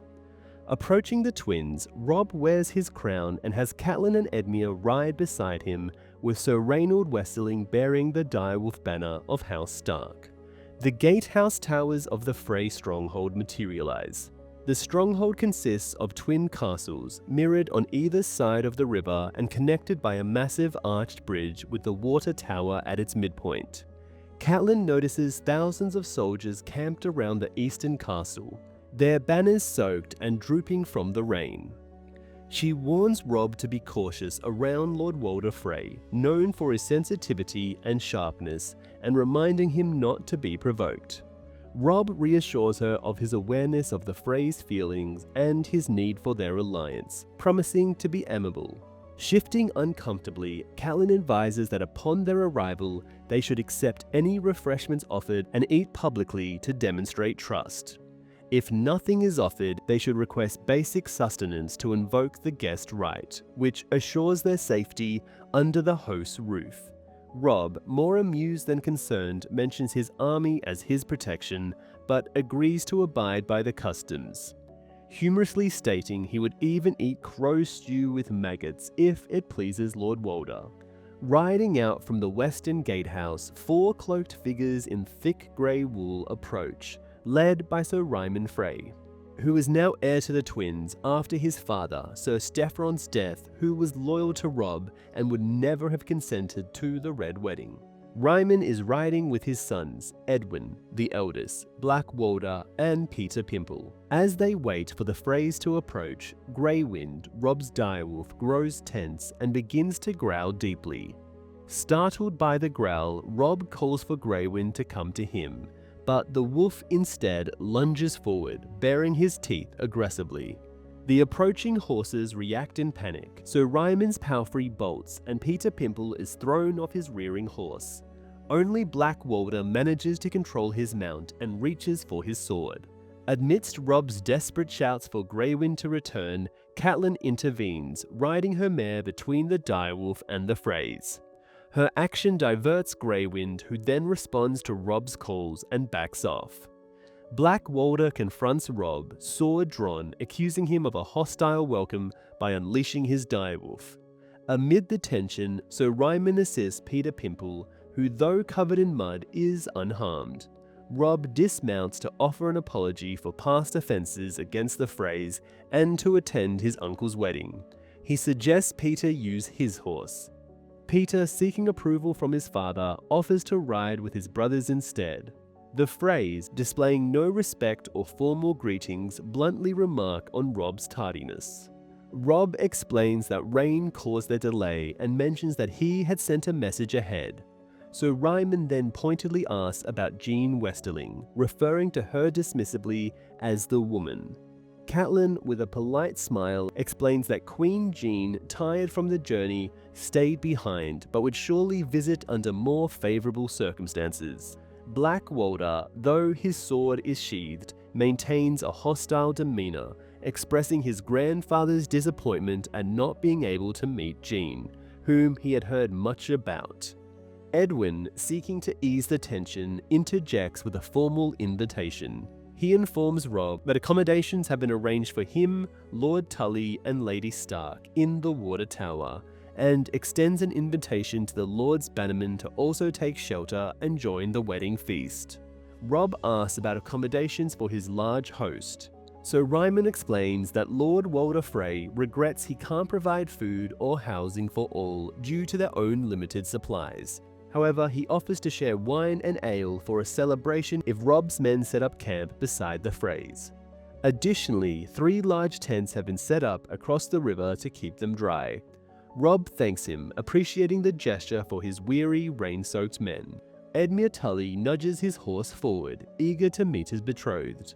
Edwin Frey assures him that she is inside, waiting, and mentions she might be shy as she has been anxiously anticipating this day. So Ryman, remounting his horse and helping Peter Pimple up, invites everyone to follow him to meet Lord Walder inside the twins. At the gatehouse, complications arise as Greywind hesitates on the drawbridge and growls. Despite Robb's calls, the direwolf remains defiant. Catelyn observes his distrust of the surroundings. Robb has to crouch down and soothe him with gentle words to coax him through the portcullis. Upon their arrival, Lane Lothar and Walder Rivers suggest the direwolf's anxiety might stem from the loud noises of the river in flood, which animals naturally avoid. Lothar, attempting to lighten the mood, suggests providing Greywind with shelter and food to calm him, and even offers to fetch the Master of Hounds. Robb, however, firmly clarifies that Greywind is a direwolf and potentially dangerous around unfamiliar people, opting to leave him outside with Sir Reynold rather than risk bringing him to Lord Walder's Hall in such a state. Catelyn admires Robb's discretion for keeping Reynold Westerling hidden from Lord Walder Frey's view. They find Lord Walder propped up in his grand chair that resembles twin towers connected by a bridge. Lord Walder has a vulture-like demeanour. Next to Lord Walder Frey's throne stands his 8th wife, and at his feet, his son Jinglebell. Catelyn recognizes Jinglebell as the half-wit son previously hidden during her visits. She wonders if his fool's crown is regular attire or a mocking gesture towards Robb, but she refrains from asking. The hall is packed with Frey family members ranging from sons to servants, but it is Lord Walder who speaks as he jests about Robb's bronze crown, suggesting it's inferior to gold and silver. Robb counters by referencing the ancient kings of winter who wore similar crowns. Lord Walder scoffs, hinting that such crowns didn't protect them from the dragons. The conversation then shifts as Lord Walder addresses his grandson, whom they call Jinglebell, excited by the jingling of his own bells. Robb greets him kindly, acknowledging Jinglebell's father as a brave man.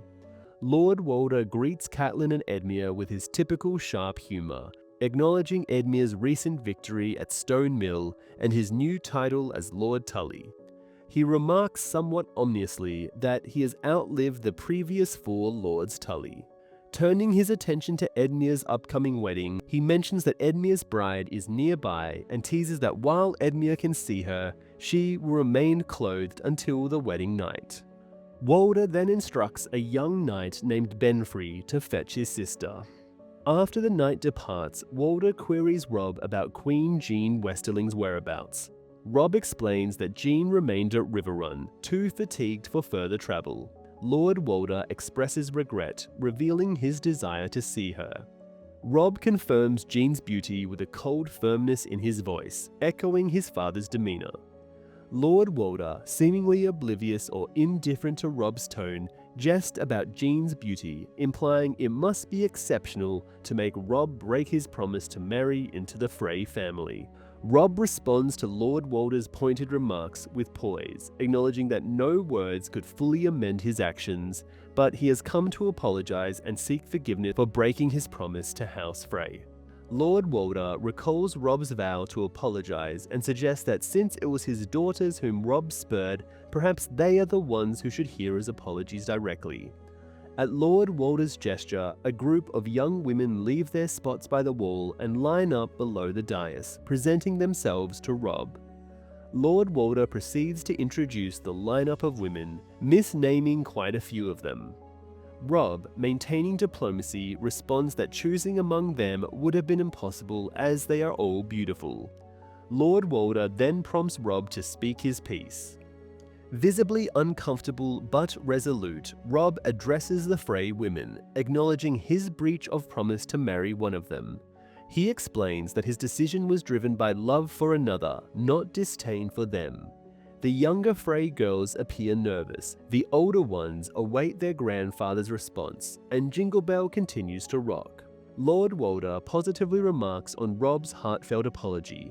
He expresses a hope that Robb will dance with his daughters at the upcoming wedding feast.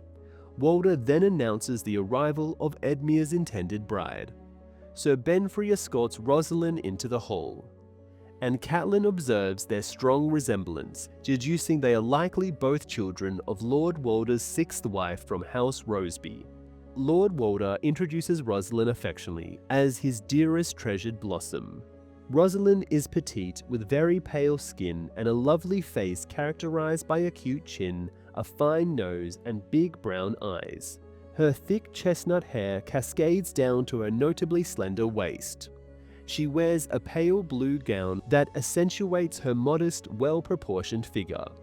As she meets Edmure, Rosalind kneels and expresses her hope that she meets his expectations.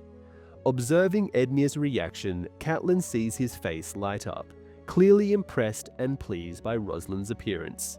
Edmure responds with warmth, telling Rosalind she is a joy to him now and always. Lady Rosalind thanks Edmure for his compliment, mentioning she is crying from joy. Lord Walder interrupts, curtly reminding them to save their emotions for post-wedding. He directs Benfrey to take Rosalind to prepare for the wedding and the bedding. Catelyn, addressing their immediate need, requests food after a lengthy ride in the rain.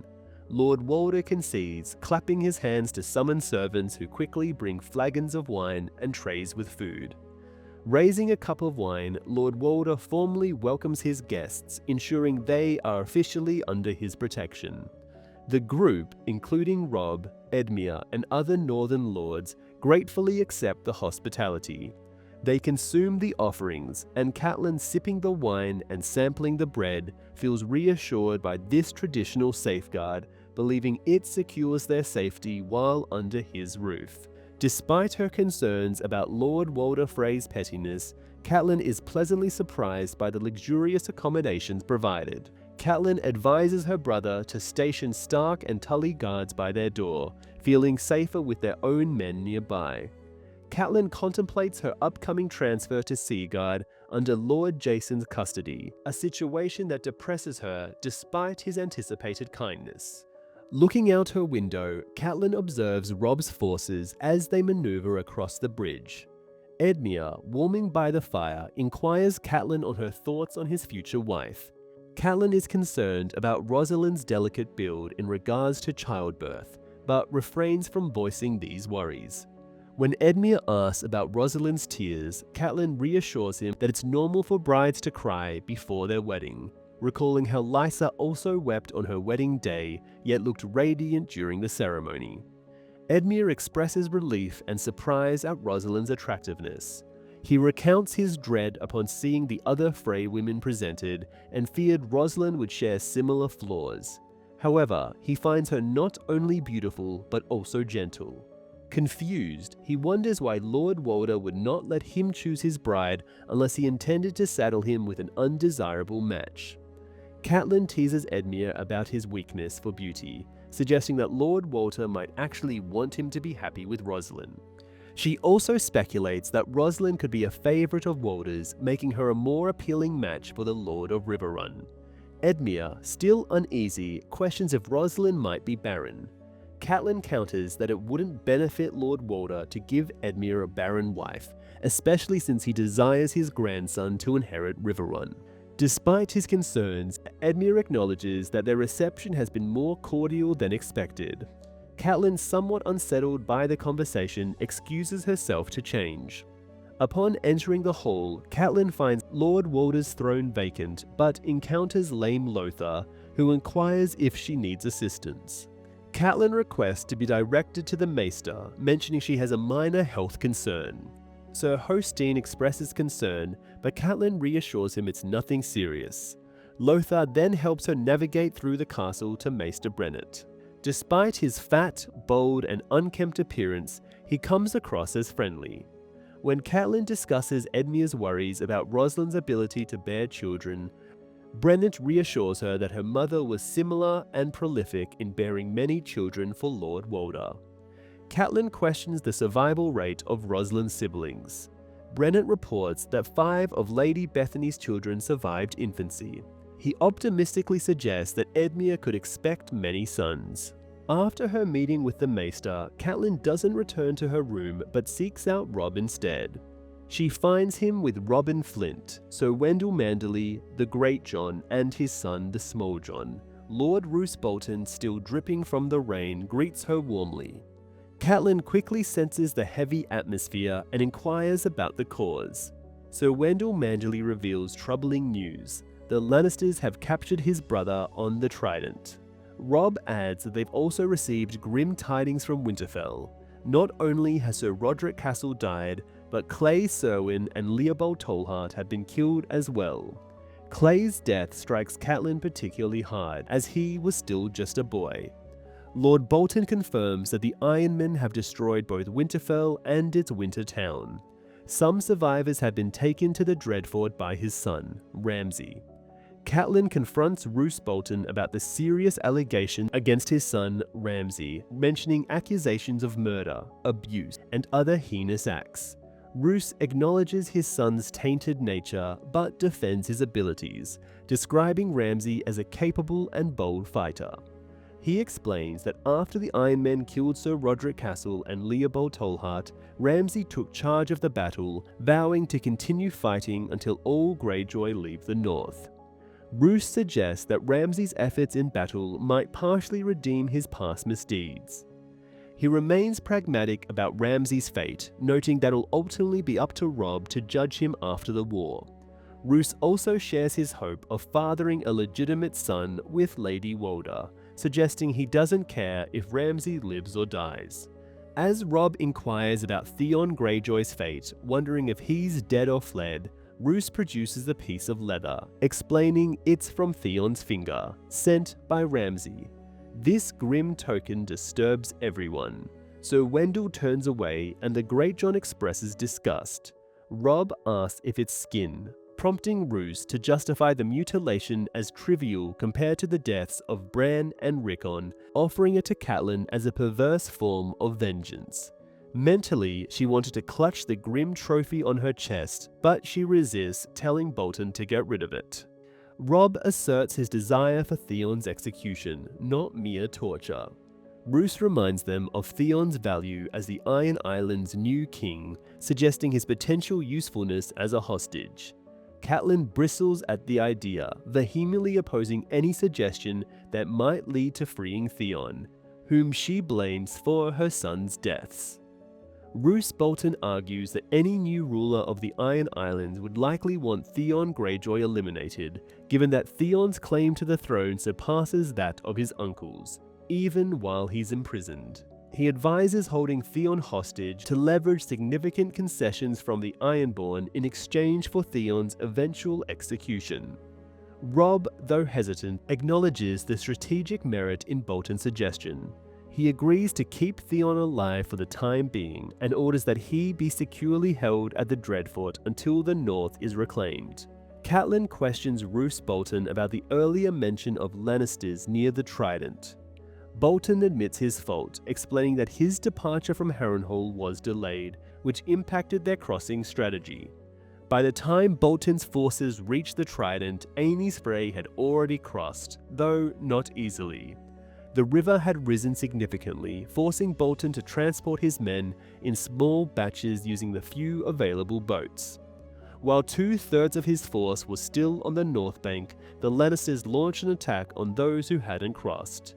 The main targets were men from the Norrie, Lock and Burley houses, protected by Sir Willis Manderley and his White Harbour Knights as the rear guard. Caught on the opposite bank, Bolton was unable to assist. Sir Willis attempted to organise a defence, but they were overwhelmed by Gregor Clegane's cavalry, leading to heavy losses through drowning, battle casualties, or capture. Catelyn ponders the threat posed by Gregor Clegane, wondering if Robb will need to confront him again or if the mountain might advance towards their position. She asks Roose Bolton if Clegane has crossed the river. Bolton confidently replies that Clegane has not and likely will not soon. He explains that he left a substantial defence at the ford, including spearmen from various northern territories, Hornwood archers, free riders, hedge knights, and additional forces from House Stout and Serwyn. Bolton reassures Catelyn that the higher river levels will prevent Clegane's forces from crossing. So, Bolton has deliberately left behind all forces loyal to Robb to die or defend the ford, while forces loyal to Bolton and Frey are at the Red Wedding. Robb appreciates Roose Bolton's effort to block Gregor Clegane's potential advance from their rear as they move along the causeway, acknowledging the strategic foresight. Bolton, while accepting the praise, points out the heavy casualties suffered by his forces and those of Glover and Talhart, particularly emphasizing the recent failure at Duskendale. Robb expresses strong displeasure towards this mishap, vowing to confront Robert Glover personally. Again, Robert Glover only did this as Roose's direction to weaken forces loyal to Robb. Bolton reflects on Glover's action, suggesting that his rash decision was influenced by the distressing news of Deepwood Mott's fall, suggesting emotional stress caused his military blunder. Catelyn shifts her focus from past losses like Duskendale to the forthcoming challenges, questioning Roose Bolton about the troops he has brought for Robb. Bolton responds that he has gathered 500 cavalry and 300 infantrymen, primarily from the Dreadfort and some from Carhold. He explains his caution with the Karstarks, whose loyalty has become uncertain, hence keeping them close. Although he wishes he could bring more forces, Robb assures him that the number is adequate. Robb then assigns Bolton to lead his rear guard, planning their movement towards the Neck following Edmure's wedding. He confidently expresses their next move is to return home. A Storm of Swords, Chapter 50. Arya X. As Arya and the Hound are an hour away from reaching Green Fork, the Hound instructs Arya to stay quiet and keep her head low as they encounter a lightly armored knight and his 2 squires. The Hound stops the wagon and waits for their next move. The lead knight displays a sigil of a black pitchfork on a golden bar across a russet field. Arya, considering revealing her identity, hesitates as she's unfamiliar with this sigil. She had hoped to encounter men bearing Stark, Umber, or Glover symbols, those she knew and trusted. The pitchfork is one she doesn't recognize, leading her to keep her identity hidden. When a knight inquires about their destination, the Hound responds that they are transporting salt pork for a wedding at the Twins. The knight dismisses the salt pork as unappealing and scrutinizes the Hound's horse, Stranger, recognizing that he is no ordinary workhorse. His suspicion rises, leading him to question the horse's origin. The Hound, feigning subservience, claims stranger is a wedding gift from old Lady Went for young Lord Tully. The knight, skeptical of such a grand gesture from an elderly lady, questions the intent behind the gift but ultimately allows them to continue on their way. As they depart, the Hound reflects on his past encounters with the knight, identifying him as Sir Donal Hay, a man from whom he has claimed multiple horses and once nearly defeated in combat. Arya is curious why the knight didn't recognize the Hound despite their history. The Hound explains that knights often overlook ordinary people, considering themselves superior and paying more attention to horses than to peasants. He mentions that adopting a humble attitude and frequently using Sir can make one practically invisible to such knights. They acquired their current supplies and attire from a farmer they met on the King's Road. The Hound coerced the farmer at sword point into handing over his wagon, horses, and clothes. When the farmer accused him of robbery, the Hound corrected him, labeling himself a forager and threatening to take the farmer's leg instead of his boots if he didn't comply. Faced with the choice, the farmer reluctantly gave up his boots and his goods. As dusk sets in, Arya and the Hound are still making their way toward the Green Fork and the twin castles of House Frey. Arya feels she should be thrilled about nearing her destination, yet unease grips her. She is uneasy about encountering Roose Bolton, whom she remembers from her escape from Harrenhal, where she even killed one of his guards. She questions whether Bolton knows she was responsible and whether he might have informed her mother. Arya doubts he would recognize her now after the Hound hastily cut her hair. Reflecting on her transformation since fleeing Winterfell, she wonders if even her family, whom she hasn't seen since she was a little girl, would still recognize her. As Arya and the Hound approach the castle, they hear the vibrant sounds of a celebration indicating they've arrived too late for the wedding, but just in time for the feast. The Hound remarks that he'll soon be free of her. As they crest a hill, they get their first view of the bustling scene, the castle, river, and the camps, with hundreds of horses and thousands of men in celebration. Arya yearns for daylight so she can have a clearer view of the banners representing her allies, such as the Stark Direwolf, the Cerwyn Battleaxe, or the Glover Fist. A barrier of wagons and carts forms a defensive perimeter at the camp, where guards hold Arya and Sandor. The sergeant and his men sport the Flayed Man badge of the Dreadfort. Sandor's explanation is met with skepticism. Sandor mentions they have also pickled pig's feet, but the sergeant insists such food isn't fit for the already underway feast. Directed away from the castle, they are instructed to unload by the feast tents. The Hound drives the horses towards the tent, moving unnoticed. They pass colourful pavilions. Arya spots a yellow tent with 6 acorns, recognizing it as Lord Smallwood's, reminding her of Acorn Hall and a past compliment on her beauty by Lady Smallwood. The camp buzzes with the typical sounds of toasts, laughter, the clatter of metal and wood. Nearing the castle, the music intensifies. Arya frantically scans her surroundings, searching for any sign of familiarity. Nearby, 4 archers work on their bows under a tree, but they aren't her father's men. The area near the feast tents teems with activity. She overhears cheers for Lord Edmure, Lady Rosalind, the young wolf, and someone named Queen Jean, sparking her curiosity about this unfamiliar queen, as she only recognizes Queen Cersei. Arya suggests to the Hound they stop when she recognizes Northerners, identifying some as Karstarks, Umbers, and Mountain Clansmen. Rejecting the idea, Sandor reminds Arya that her family is likely in the castle and questions if she truly seeks them. When Arya mentions following the sergeant's direction, Sandor bluntly dismisses the idea. He snaps his whip to hasten their horse, his focus set on finding Arya's brother. A Storm of Swords, Chapter 51. Catelyn VII.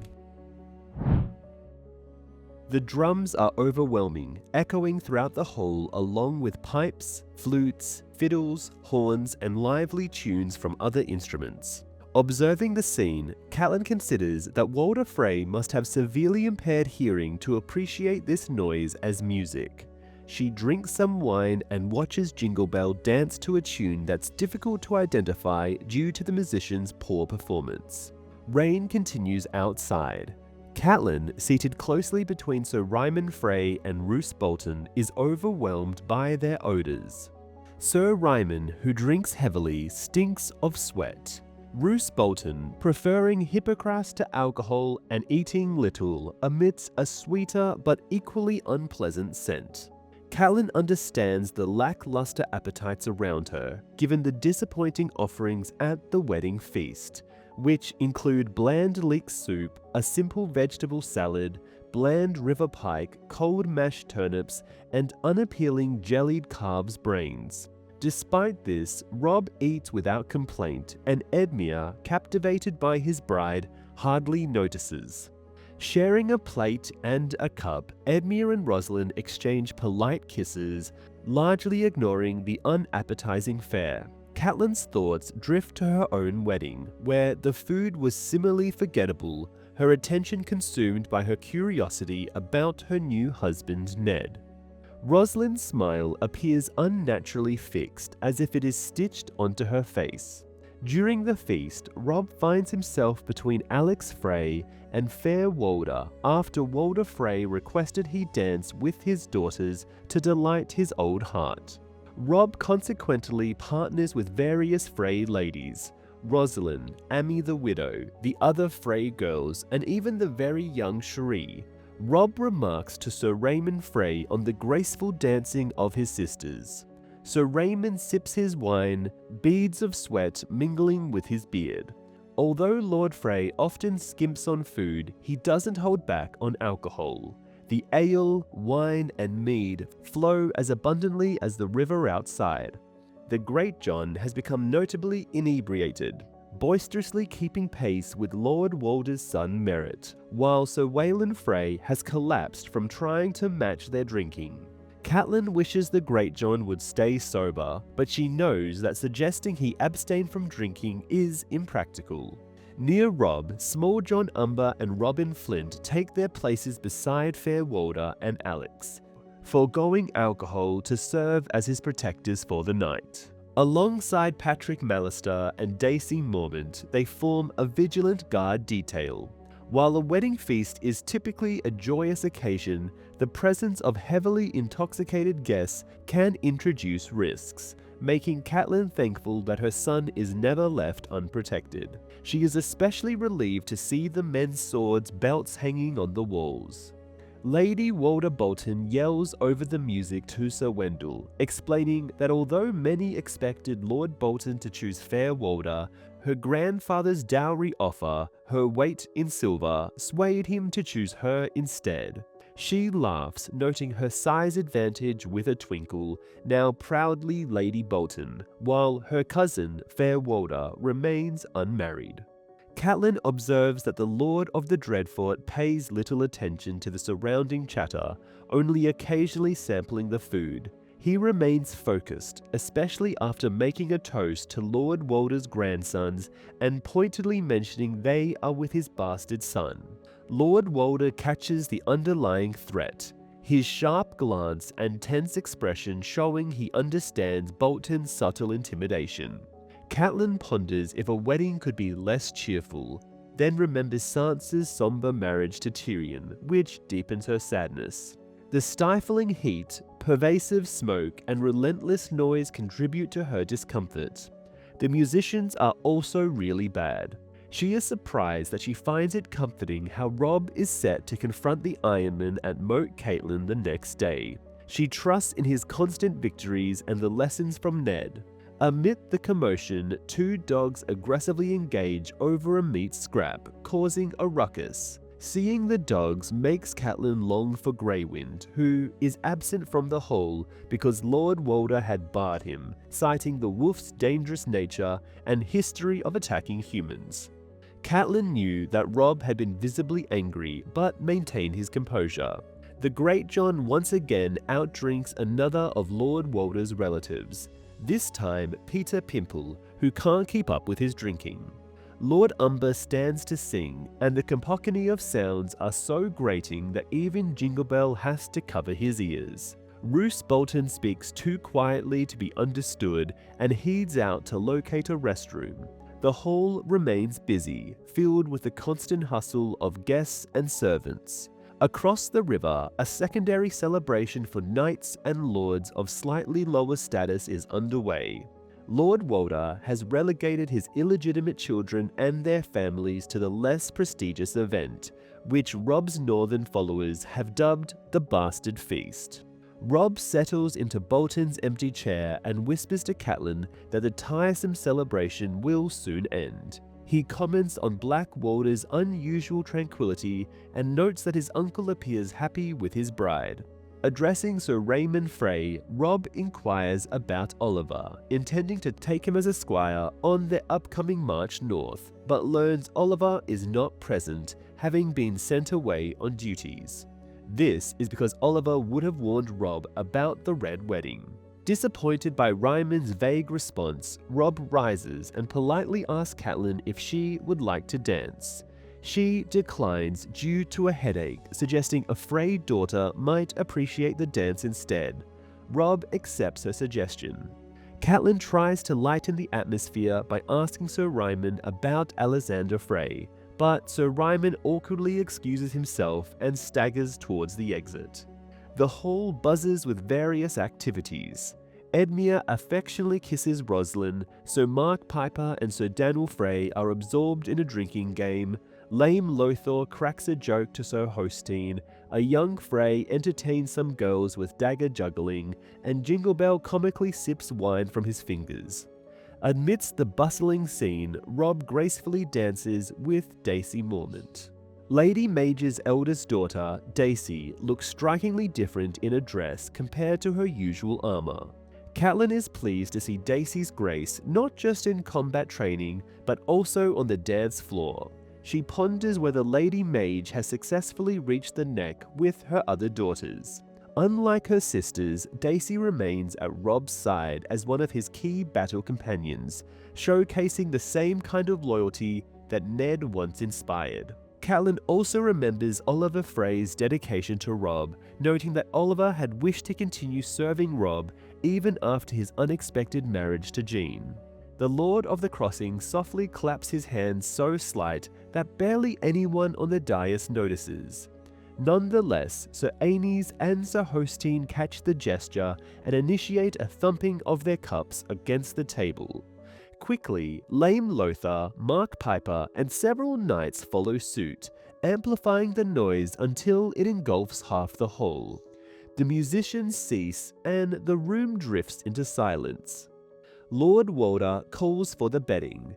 Rosalind turns pale. Catelyn recalls her own wedding night, filled with bawdy jokes by Desmond Grell and Lord Dustin, and with eager disrobing by Jory Castle. Robb's approval of the bedding ceremony is met with cheers. As musicians plays a lively tune, the guests engage in playful banter. Alex Frey jokes about Tully men having trout for manhood, which Sir Mark Piper counters with a quip about Frey women having dual gates, and Alex snaps back that both gates are shut tight. The crowd laughs and the jesting continues, with Patrick Mallister toasting to Edmure's one-eyed fish as a formidable pike, while fat Walder Bolton jests it's more of a minnow or a small fry. Amidst the humour, chants of "Bed them rise." As the wedding guests crowd around the dais, the rowdiest lead the way. The group lifts Rosalind into the air while others help Edmure stand and start to strip his clothes amidst his jokes. Catelyn watches with pity. Unlike other brides who might banter back or feign amusement, Rosalind clings to the Greatjon in fear, visibly upset and crying as Sir Mark Piper removes one of her shoes. Catelyn hopes that Edmure will treat the frightened bride with gentleness. Upbeat yet bawdy music continues to play, matching the festive yet unruly scene below.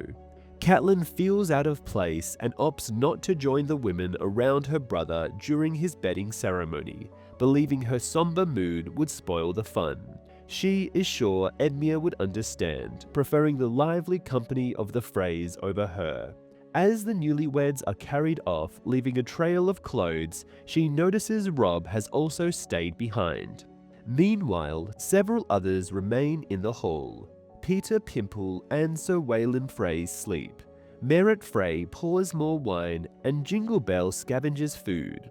Sir Wendell Manderly heartily eats a leg of lamb while the elderly Lord Walder stays seated. Daisy Mormont, now the only woman left in the hall besides Catelyn, approaches Edwin Frey and quietly speaks into his ear. Edwin abruptly jerks away, rejecting her loudly, declaring he has finished dancing for now. Daisy turns away, her face losing color.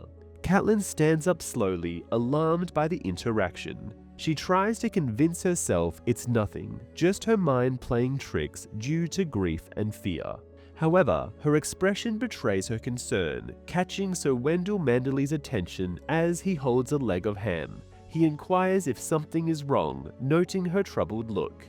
Catelyn doesn't respond to Sir Wendell Manderly's inquiry. Instead, she follows Edwin Frey, driven by a sudden urgency as the musicians in the gallery shift to a starkly different tune. They play The Rains of Castamere, a song she recognizes instantly.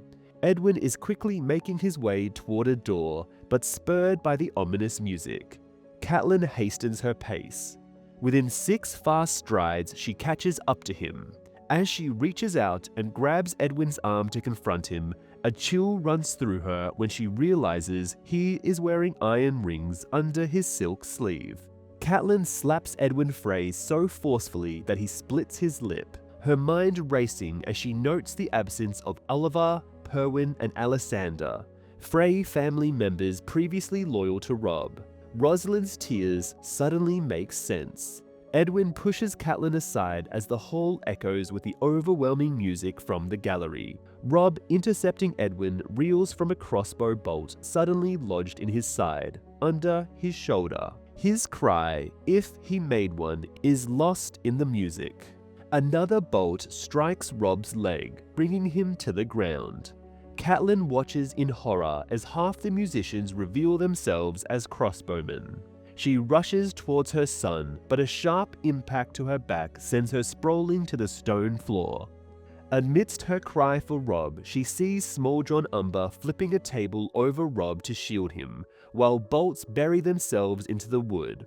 Robin Flint is encircled and stabbed by Freys. Sir Wendell Manderly, attempting to rise with a leg of lamb in hand, is fatally struck by a bolt through his mouth. His fall scatters the banquet across the floor in a chaotic mess of food and drink. Catelyn feels searing pain in her back, yet her only thought is to reach her son. Amidst the chaos, the Small John uses a leg of mutton to strike Sir Raymond Frey, but he's brought to his knees by a crossbow bolt while reaching for his sword. Around her, the battle intensifies. Lucas Blackwood falls to Sir Hostine Frey, and one of the Vances is crippled by Black Walder during a struggle. The room is in disarray as crossbowmen claim the lives of Donal Locke, Owen Norrie, and several others. Daisy Mormont, seized by Sir Benfrey, quickly reacts by smashing a wine flagon in his face and dashing towards the exit. However, before she can escape, Sir Raymond Frey enters, fully armored with a dozen armed men wielding long axes blocking the doorway, sealing off any chance of escape. Catelyn's call for mercy is drowned out by the roar of horns, drums, and clashing steel. Sir Raymond Frey ruthlessly drives his axe into Daisy Mormont's stomach. As more armored figures burst through the doors, Catelyn initially thinks they are rescuers. However, her fleeting hope is extinguished when one brutally beheads the Small John. Amidst this brutal massacre, Lord Walder remains on his throne, observing with avid interest. Nearby, a dagger catches Catelyn's eye, possibly displaced in the turmoil or dropped by a dying man.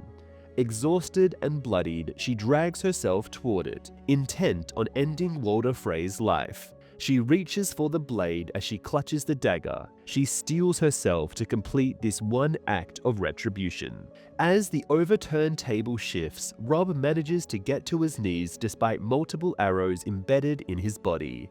Lord Walder signals, silencing the chaotic music to just a solitary drum.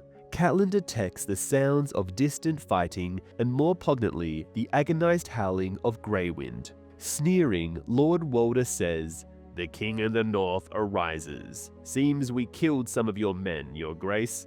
Oh, but I'll make you an apology. That will mend them all again." Catelyn grabbed a handful of Jingle Bell Frey's long grey hair and dragged him out of his hiding place. "Lord Walder," she shouted. The drum beat slowed. "Enough," she said. "Enough, I say. You have repaid betrayal with betrayal. Let it end." When she pressed her dagger to Jingle Bell's throat, the memory of Bran's sick room came back to her. "Please," she said. "He is my son, my first son and my last. Let him go. Let him go, and I swear we will forget this. Forget all you've done here. I swear it by the old gods and you. We will take no vengeance." Lord Walder peered at her in mistrust. "Only a fool would believe such blather. Do you take me for a fool, my lady?" "I take you for a father. Keep me for a hostage. Edmure as well if you haven't killed him. But let Robb go." "No." Robb's voice was whisper faint.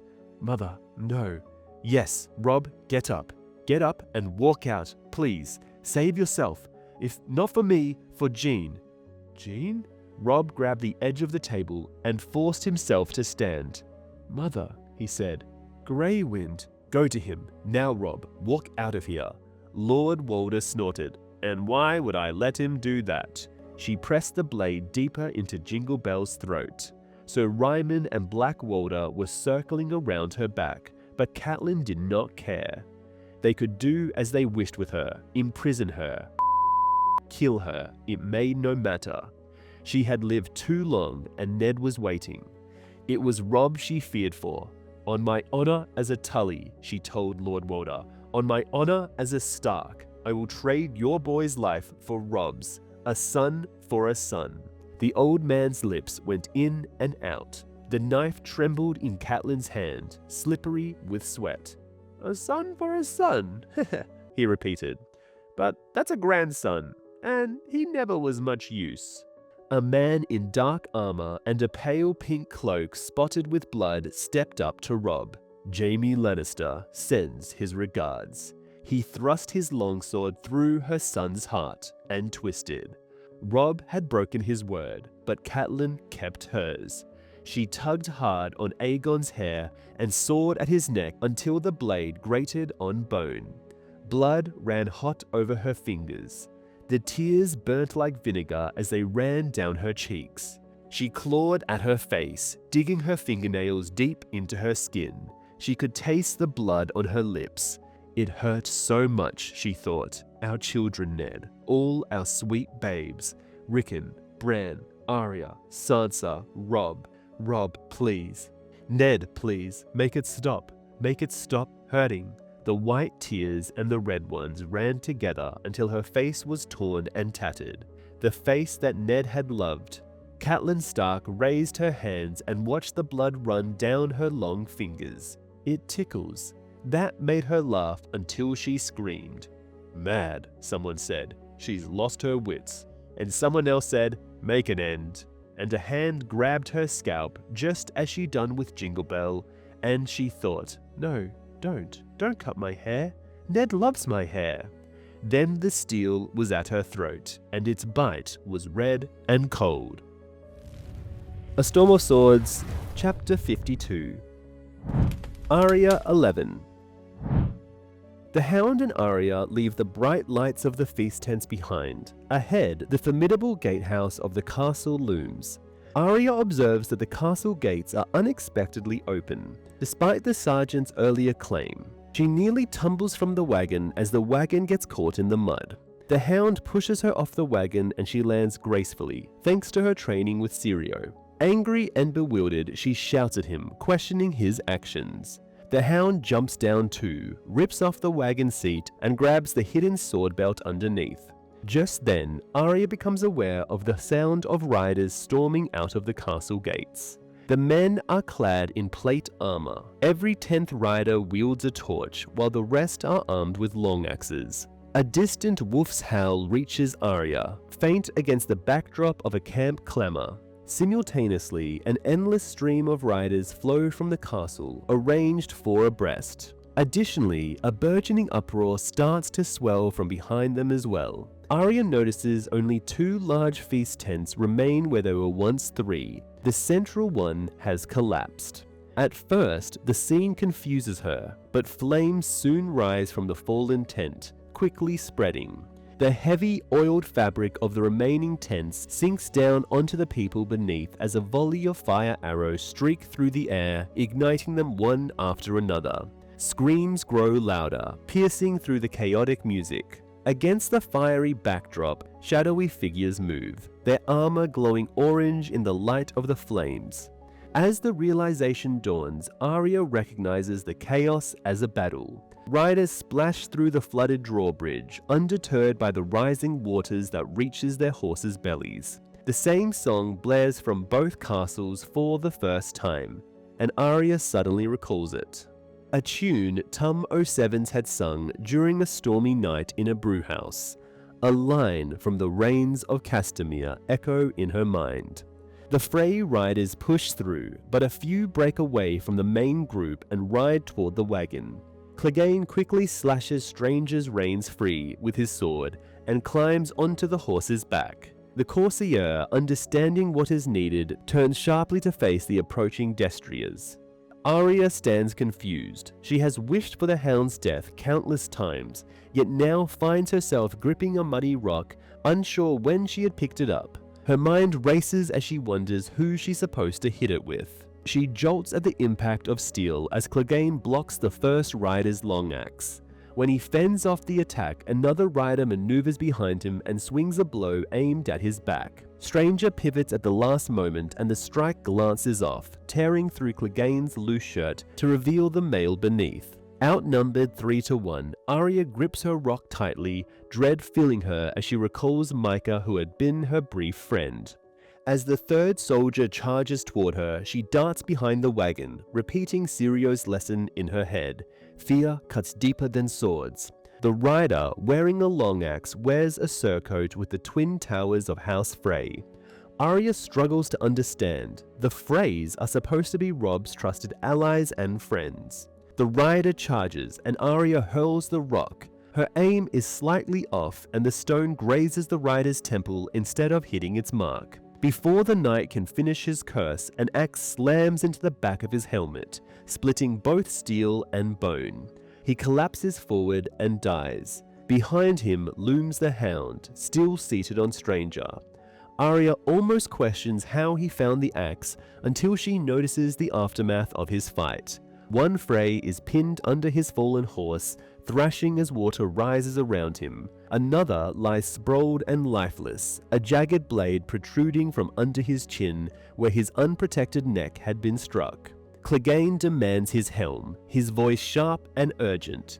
Arya digs through the wagon and finds it buried at the bottom. She empties the sack and tosses the helm to him. He catches it with ease and pulls it over his head, transforming into the menacing steel hound.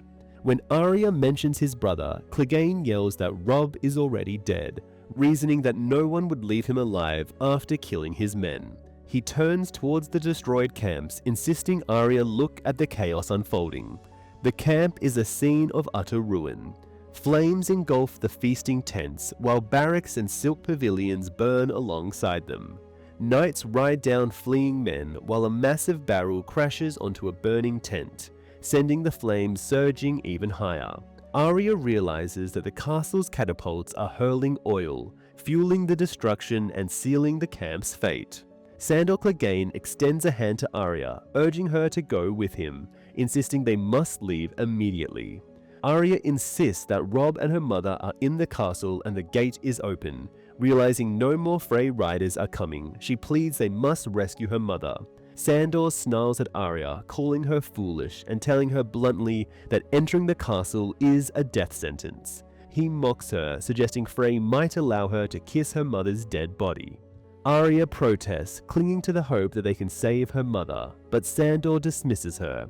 He declares he's not ready to die and forces her back toward the wagon, giving her a grim choice: stay and risk death, or leave and survive. Arya doesn't hesitate. She spins away from him and sprints towards the gate as the portcullis begins to descend. She urges herself to run faster, imagining the speed of a wolf. Behind her, she hears splashing and glances back to see the hound riding stranger, charging after her with his long axe. Fear overtakes her. Arya no longer runs for her mother or brother, but to save herself. She pushes forward, running faster than she ever thought possible. It strikes her. This must have been how Micah ran, desperately fleeing yet unable to outrun his fate. Sandor's axe strikes the base of her head. A Storm of Swords, Chapter 53. Tyrion VI. By habit, Tyrion and Sansa take their supper in private. Sansa says the peas were cooked too long, and Tyrion jokes that the mutton is no better. Sansa treats it as a complaint and apologizes. Tyrion says the cook is at fault, not her, but Sansa apologizes again, saying she is sorry her husband is dissatisfied. Tyrion assures Sansa that Joffrey, Cersei, Tywin, and the 300 Dornishmen are what trouble him. He thinks to himself that placing Oberyn and the Dornish lords as far from the Tyrells as he can without putting them out of the Red Keep was not enough, since tension still flared. A flea-bottom brawl left a Tyrell man dead and 2 men burnt, and Mace Tyrell's mother sparked a yard dispute by calling Ellaria Sand the Serpent's. Tyrion also thinks of Oberyn demanding justice whenever they meet. Knowing Sansa already has her own burdens, Tyrion decides not to share any of it with her. To reassure her, Tyrion says the peas are acceptable and asks Podrick for another serving, and immediately regrets it, knowing he must finish them to keep Sansa from apologizing again. They finish their meal in awkward silence. As Podrick clears the table, Sansa asks Tyrion permission to go to the Godswood. Tyrion agrees, noting he is used to her nightly prayers. He tells her he knows little of the old gods and asks if she might explain them someday, adding that he could go with her. Sansa refuses, saying his offer is kind, but explains the Godswood has no formal rites and that he'd find it dull. Tyrion agrees, realizing Sansa already knows him. He then tells her he will not bother her, reminding her to dress warmly for the wind. Afraid of her answer, he stops himself from asking what she prays for, knowing she would answer truthfully. After Sansa leaves, Tyrion returns to work and tries to track missing golden dragons through Littlefinger's ledgers. He struggles to make the figures add up and notes that Baelish keeps the crown's money in constant use rather than in the treasury, though several deals seem dubious. He thinks that if he had known how many Antler men owed the crown, he would not have let Joffrey throw them from the walls so quickly, and he decides to send Bronn to find their heirs, expecting little to come of it. Varys might have gotten Tyrion to kill the Antler men to further bankrupt the crown under Lannister rule. So Boros interrupts with word that Lord Tywin is summoning Tyrion, so he shuts the ledgers and heads to the Tower of the Hand. He notes the sharp wind and the smell of rain and considers collecting Sansa from the Godswood after the meeting. That plan drops away when he enters the Hand Solar and finds Cersei, Sir Kevan, and Grand Maester Pycelle gathered with Lord Tywin and King Joffrey. Tyrion sees Joffrey practically bouncing with happiness and Cersei wearing a self-satisfied look, while Tywin remains stern. Tyrion asks what has occurred. Tywin offers Tyrion a note, and Tyrion reads a message saying Rosalind has caught a large trout and that her brothers have given her a pair of wolf pelts for her wedding. Tyrion flips the note to examine the broken seal and identifies silvery grey wax stamped with House Frey's twin towers. He asks whether the Lord of the Crossing is trying to be poetic or trying to confuse them. Tyrion snorted. The trout would be Edmure Tully. The pelts? He's dead! Joffrey sounded so proud and happy you might have thought he'd skinned Robb Stark himself. First Greyjoy and now Stark. Tyrion thought of his child wife praying in the Godswood even now, praying to her father's god to bring her brother victory and keep her mother safe, no doubt. The old gods paid no more heed to prayer than the new ones, it would seem. Perhaps he should have taken comfort in that. "Kings are falling like leaves this autumn," he said. "It would seem our little war is winning itself."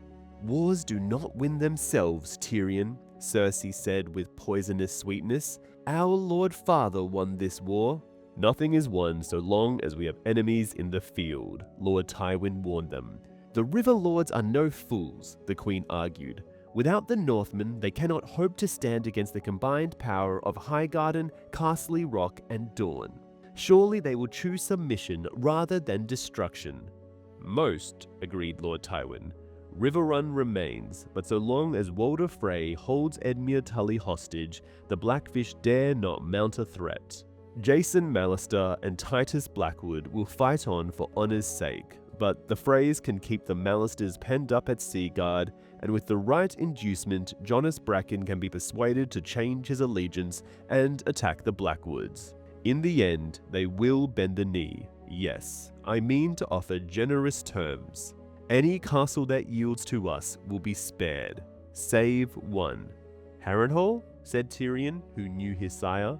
"The realm is best rid of these brave companions. I have commanded Sir Gregor to put the castle to the sword."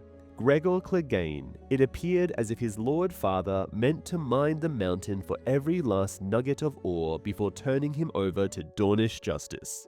The brave companions would end as heads on spikes, and Littlefinger would stroll into Harrenhal without so much as a spot of blood on those fine clothes of his. He wondered if Peter Baelish had reached the Vale yet. "They should all be put to the sword," Joffrey declared suddenly. "The Mallisters and Blackwoods and Brackens, all of them. They're traitors. I want them killed, grandfather. I won't have any generous terms." The king turned to Grand Maester Pycelle. "And I want Robb Stark's head too. Write to Lord Frey and tell him, the king commands, I'm going to have it served to Sansa at my wedding feast." "Sire," Sir Kevan said in a shocked voice, "the lady is now your aunt by marriage." "A jest," Cersei smiled. "Joff did not mean it." "Yes, I did," Joffrey insisted. "He was a traitor, and I want his stupid head. I'm going to make Sansa kiss it." "No." Tyrion's voice was hoarse. "Sansa is no longer yours to torment. Understand that, monster." Joffrey sneered. "You're the monster, uncle." "Am I?" Tyrion cocked his head. "Perhaps you should speak more softly to me then. Monsters are dangerous beasts, and just now kings seem to be dying like flies." "I could have your tongue out for saying that," the boy said, reddening. "I am the king." Cersei put a protective hand on her son's shoulder. "Let the dwarf make all the threats he likes, Joff. I want my Lord Father and my uncle to see what he is." Lord Tywin ignored that. It was Joffrey he addressed. Aerys also felt the need to remind men that he was king, and he was passing fond of ripping tongues out as well. You could ask Sir Ilyn Payne about that, though you'll get no reply. "Sir Ilyn never dared provoke Aerys the way your imp provokes Joff," said Cersei. "You heard him. 'Monster,' he said, to the king's grace, and he threatened him." "Be quiet, Cersei. Joffrey, when your enemies defy you, you must serve them steel and fire. When they go to their knees, however, you must help them back to their feet. Elsewise, no man will ever bend the knee to you, and any man who must say, 'I am the king,' is no true king at all. Aerys never understood that, but you will. When I have won your war for you, we will restore the king's peace and the king's justice. The only head that need concern you is Margaery Tyrell's maidenhead." Joffrey had that sullen, sulky look he got. Cersei had him firmly by the shoulder, but perhaps she should have had him by the throat. The boy surprised them all. Instead of scuttling safely back under his rock, Joffrey drew himself up defiantly and said, "You talk about Aerys' grandfather, but you were scared of him." Oh my, hasn't this gotten interesting, Tyrion thought. Lord Tywin studied his grandchild in silence, gold flecks shining in his pale green eyes. "Joffrey, apologize to your grandfather," said Cersei. He wrenched free of her. "Why should I? Everyone knows it's true. My father won all the battles. He killed Prince Rhaegar and took the crown, while your father was hiding under Castle Rock." The boy gave his grandfather a defiant look. "A strong king acts boldly. He doesn't just talk." "Thank you for that wisdom, Your Grace," Lord Tywin said, with a courtesy so cold it was like to freeze their ears off. "Sir Kevin, I can see the king is tired. Please see him safely back to his bedchamber. Pycelle, perhaps some gentle potion to help his grace sleep restfully." "Dream wine, my lord?" "I don't want any dream wine," Joffrey insisted. Lord Tywin would have paid more heed to a mouse squeaking in the corner. "Dream wine will serve. Cersei, Tyrion, remain." Sir Kevin took Joffrey firmly by the arm and marched him out the door, where two of the Kingsguard were waiting. Grand Maester Pycelle scurried after them as fast as his shaky old legs could take him. Tyrion remained where he was. "Father, I am sorry," Cersei said, when the door was shut. "Joff has always been willful. I did warn you. There is a long league's worth of difference between willful and stupid. A strong king acts boldly? Who told him that?" "Not me, I promise you," said Cersei. "Most like it was something he heard Robert say. The part about you hiding under Castle Rock does sound like Robert." Tyrion didn't want Lord Tywin forgetting that bit. "Yes, I recall now," Cersei said. "Robert often told Joff that a king must be bold." "And what were you telling him, pray?" "I did not fight a war to see Robert II on the Iron Throne. You gave me to understand the boy cared nothing for his father." "Why would he? Robert ignored him. He would have beat him if I allowed it. That brute you made me marry once hit the boy so hard he knocked out 2 of his baby teeth over some mischief with a cat. I told him I'd kill him in his sleep if he ever did it again, and he never did. But sometimes he would say things." "It appears things needed to be said." Lord Tywin waved 2 fingers at her, a brusque dismissal. "Go." She went seething. "Not Robert II, Tyrion said. Aerys III. "The boy is 13. There is time yet." Lord Tywin paced to the window. That was unlike him. He was more upset than he wished to show. "He requires a sharp lesson." Tyrion had gotten his own sharp lesson at 13. He felt almost sorry for his nephew. On the other hand, no one deserved it more. "Enough of Joffrey," he said. "Wars are won with quills and ravens. Wasn't that what you said? I must congratulate you. How long have you and Walder Frey been plotting this?" "I mislike that word," Lord Tywin said stiffly. "And I mislike being left in the dark." "There was no reason to tell you. You had no part in this." "Was Cersei told?" Tyrion demanded to know. No one was told, save those who had a part to play, and they were only told as much as they needed to know. You ought to know that there is no other way to keep a secret, here especially. My object was to rid us of a dangerous enemy as cheaply as I could, not to indulge your curiosity or make your sister feel important. He closed the shutters, frowning. "You have a certain cunning, Tyrion, but the plain truth is you talk too much. That loose tongue of yours will be your undoing." "You should have let Joff tear it out," suggested Tyrion. "You would do well not to tempt me," Lord Tywin said. "I'll hear no more of this. I have been considering how best to appease Oberyn Martell and his entourage." "Oh, is this something I'm allowed to know, or should I leave so you can discuss it with yourself?" His father ignored the sally. "Prince Oberyn's presence here is unfortunate. His brother is a cautious man, a reasoned man, subtle, deliberate, even indolent to a degree. He is a man who weighs the consequences of every word and every action. But Oberyn has always been half mad." "Is it true he tried to raise Dawn for Viserys?" "No one speaks of it, but yes. Ravens flew and riders rode, with what secret messages I never knew. Jon Arryn sailed to Sunspear to return Prince Lewin's bone, sat down with Prince Doran and ended all the talk of war. But Robert never went to Dawn thereafter, and Prince Oberyn seldom left it." "Well, he's here now, and with half the nobility of Dawn in his trail, and he grows more impatient every day," said Tyrion. Perhaps I should show him the brothels of King's Landing. That might distract him. A tool for every task. Isn't that how it works? My tool is yours, father. Never let it be said that House Lannister blew its trumpets and I did not respond. Lord Tywin's mouth tightened. Very droll. Shall I have them sew you a suit of motley and a little hat with bells on it? If I wear it, do I have leave to say anything I want about his Grace King Joffrey? Lord Tywin seated himself again and said, I was made to suffer my father's follies. I will not suffer yours. Enough. Very well. As you ask so pleasantly, the Red Viper is not going to be pleasant, I fear. Nor will he content himself with Sir Gregor's head alone. All the more reason not to give it to him. Not to... Tyrion was shocked. I thought we were agreed that the woods were full of beasts. Lesser beasts. Lord Tywin's fingers laced together under his chin. Sir Gregor has served us well. No other knight in the realm inspires such terror in our enemies. Oberyn knows that Gregor was the one who... He knows nothing. He has heard tales, stable gossip, and kitchen calumnies. He has no crumb of proof. Sir Gregor is certainly not about to confess to him. I mean to keep him well away for as long as the Dornishmen are in King's Landing. And when Oberyn demands the justice he's come for, I will tell him that Sir Amory Lorch killed Elia and her children. Lord Tywin said calmly. So will you if he asks. Sir Amory Lorch is dead, Tyrion said flatly.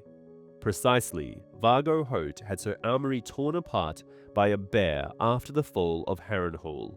That ought to be sufficiently grisly to appease even Oberyn Martell. You may call that justice. It is justice. It was Sir Amory who brought me the girl's body, if you must know. He found her hiding under her father's bed, as if she believed Rhaegar could still protect her. Princess Elia and the babe were in the nursery a floor below. Well, it's a tale, and Sir Amory's not like to deny it. What will you tell Oberyn when he asks who gave Lorch his orders? Sir Amory acted on his own in the hope of winning favor from the new king. Robert's hatred for Rhaegar was scarcely a secret. It might serve, Tyrion had to concede, but the snake will not be happy. Far be it from me to question your cunning, father, but in your place, I do believe I'd have let Robert Baratheon bloody his own hands. Lord Tywin stared at him as if he had lost his wits. You deserve that motley then. We had come late to Robert's cause. It was necessary to demonstrate our loyalty. When I laid those bodies before the throne, no man could doubt that we had forsaken House Targaryen forever. And Robert's relief was palpable. As stupid as he was, even he knew that Rhaegar's children had to die if his throne was ever to be secure. Yet he saw himself as a hero, and heroes do not kill children. His father shrugged. I grant you, it was done too brutally. Elia need not have been harmed at all. That was sheer folly. By herself, she was nothing. Then why did the mountain kill her? Because I did not tell him to spare her. I doubt I mentioned her at all. I had more pressing concerns. Ned Stark's van was rushing south from the Trident, and I feared it might come to swords between us. And it was in Aerys to murder Jaime with no more cause than spite. That was the thing I feared most. That and what Jaime himself might do. He closed a fist. Nor did I yet grasp what I had in Gregor Clegane, only that he was huge and terrible in battle. Even you will not accuse me of giving that command, I would hope. Sir Amory was almost as bestill with Rhaenys. I asked him afterward why it had required 100 thrusts to kill a girl of 2, 3. He said she'd kicked him and would not stop screaming. If Lorch had half the wits the gods gave a turnip, he would have calmed her with a few sweet words and used a soft silk pillow. His mouth twisted in distaste. The blood was in him. But not in you, father. There is no blood in Tywin Lannister. Was it a soft silk pillow that slew Robb Stark? It was to be an arrow at Edmure Tully's wedding feast. The boy was too wary in the field. He kept his men in good order and surrounded himself with outriders and bodyguards. So Lord Walder slew him under his own roof, at his own table. Tyrion made a fist. What of Lady Catelyn? Slain as well, I'd say, a pair of wolfskins. Frey had intended to keep her captive, but perhaps something went awry. So much for guest right. The blood is on Walder Frey's hands, not mine. Walder Frey is a peevish old man who lives to fondle his young wife and brood over all the slights he's suffered. I have no doubt he hatched this ugly chicken, but he would never have dared such a thing without a promise of protection. I suppose you would have spared the boy and told Lord Frey you had no need of his allegiance. That would have driven the old fool right back into Stark's arms and won you another year of war. Explain to me why it is more noble to kill 10,000 men in battle than a dozen at dinner. When Tyrion had no reply to that, his father continued, "The price was cheap by any measure. The crown shall grant Riverrun to Sir Aemon Frey once the Blackfish yields. Lancel and Davin must marry Frey girls. Joy is to wed one of Lord Walder's natural sons when she's old enough, and Roose Bolton becomes Warden of the North and takes home Arya Stark." Arya Stark? Tyrion cocked his head. And Bolton? I might have known Frey would not have the stomach to act alone, but Arya? Varys and Sir Jacelyn searched for her for more than half a year. Arya Stark is surely dead. So was Renly until the Blackwater. What does that mean? Perhaps Littlefinger succeeded where you and Varys failed. Lord Bolton will wed the girl to his bastard son. We shall allow the Dreadfort to fight the Ironborn for a few years and see if he can bring Stark's other bannermen to heel. Come spring, all of them should be at the end of their strength and ready to bend the knee. The North will go to your son by Sansa Stark, if you ever find enough manhood in you to breed one. Lest you forget, it is not only Joffrey who must needs take a maidenhead. I had not forgotten, though I hoped you had. And when do you imagine Sansa will be at her most fertile? Tyrion asked his father in tones that dripped acid. Before or after I tell her how he murdered her mother and her brother? A Storm of Swords, Chapter 54. Davos V. Stannis shows no reaction and acts as if he has not heard before, asking Salladhor Saan if he is certain. Saan says he has not seen the body, but reports that King's Landing is celebrating what the small folk call the Red Wedding. He repeats the tale that Lord Frey has Robb Stark beheaded, fixes a direwolf's head in its place and fastens a crown to it, and that Catelyn Stark is killed and her body is stripped and dumped into the river. As Davos listens, he thinks of guess right and concludes the Freys are now cursed.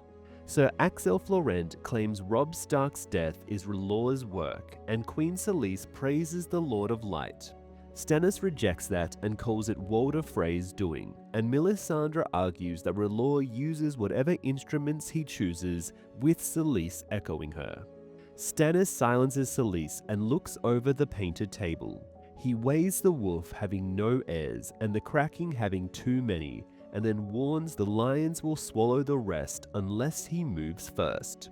He orders Salladhor Saan to lend his swiftest ships to send emissaries to the Iron Islands and White Harbour and announce he will grant full pardons to anyone who renounces treason and swears loyalty to their rightful king, though the word displeases him. Melisandre says the plan will fail and warns the conflict is not over, predicting that new claimants will rise to replace the fallen kings. Stannis challenges her on that, and she answers that the flames show it. Queen Selyse goes to Stannis and urges him to heed Melisandre, saying the Lord of Light sent her to lead him to glory and that the holy flames only tell the truth. Stannis replies that the flames can mislead even when they speak truly. Melisandre argues that humans cannot always understand what the flames reveal and says that if she has misread warnings and prophecies, the fault is in the reader, not the message. She insists envoys and pardons will not help Stannis now, any more than leeches, and tells him he must show the realm a sign that proves his power. Power, the king snorted. I have 1,300 men on Dragonstone, another 300 at Storm's End. His hand swept over the painted table. The rest of Westeros is in the hands of my foe. I have no fleet but Salador sands, no coin to hire sellswords, no prospect of plunder or glory to lure freeriders to my cause." "Lord husband," said Queen Selyse, "you have more men than Aegon did 300 years ago. All you lack are dragons."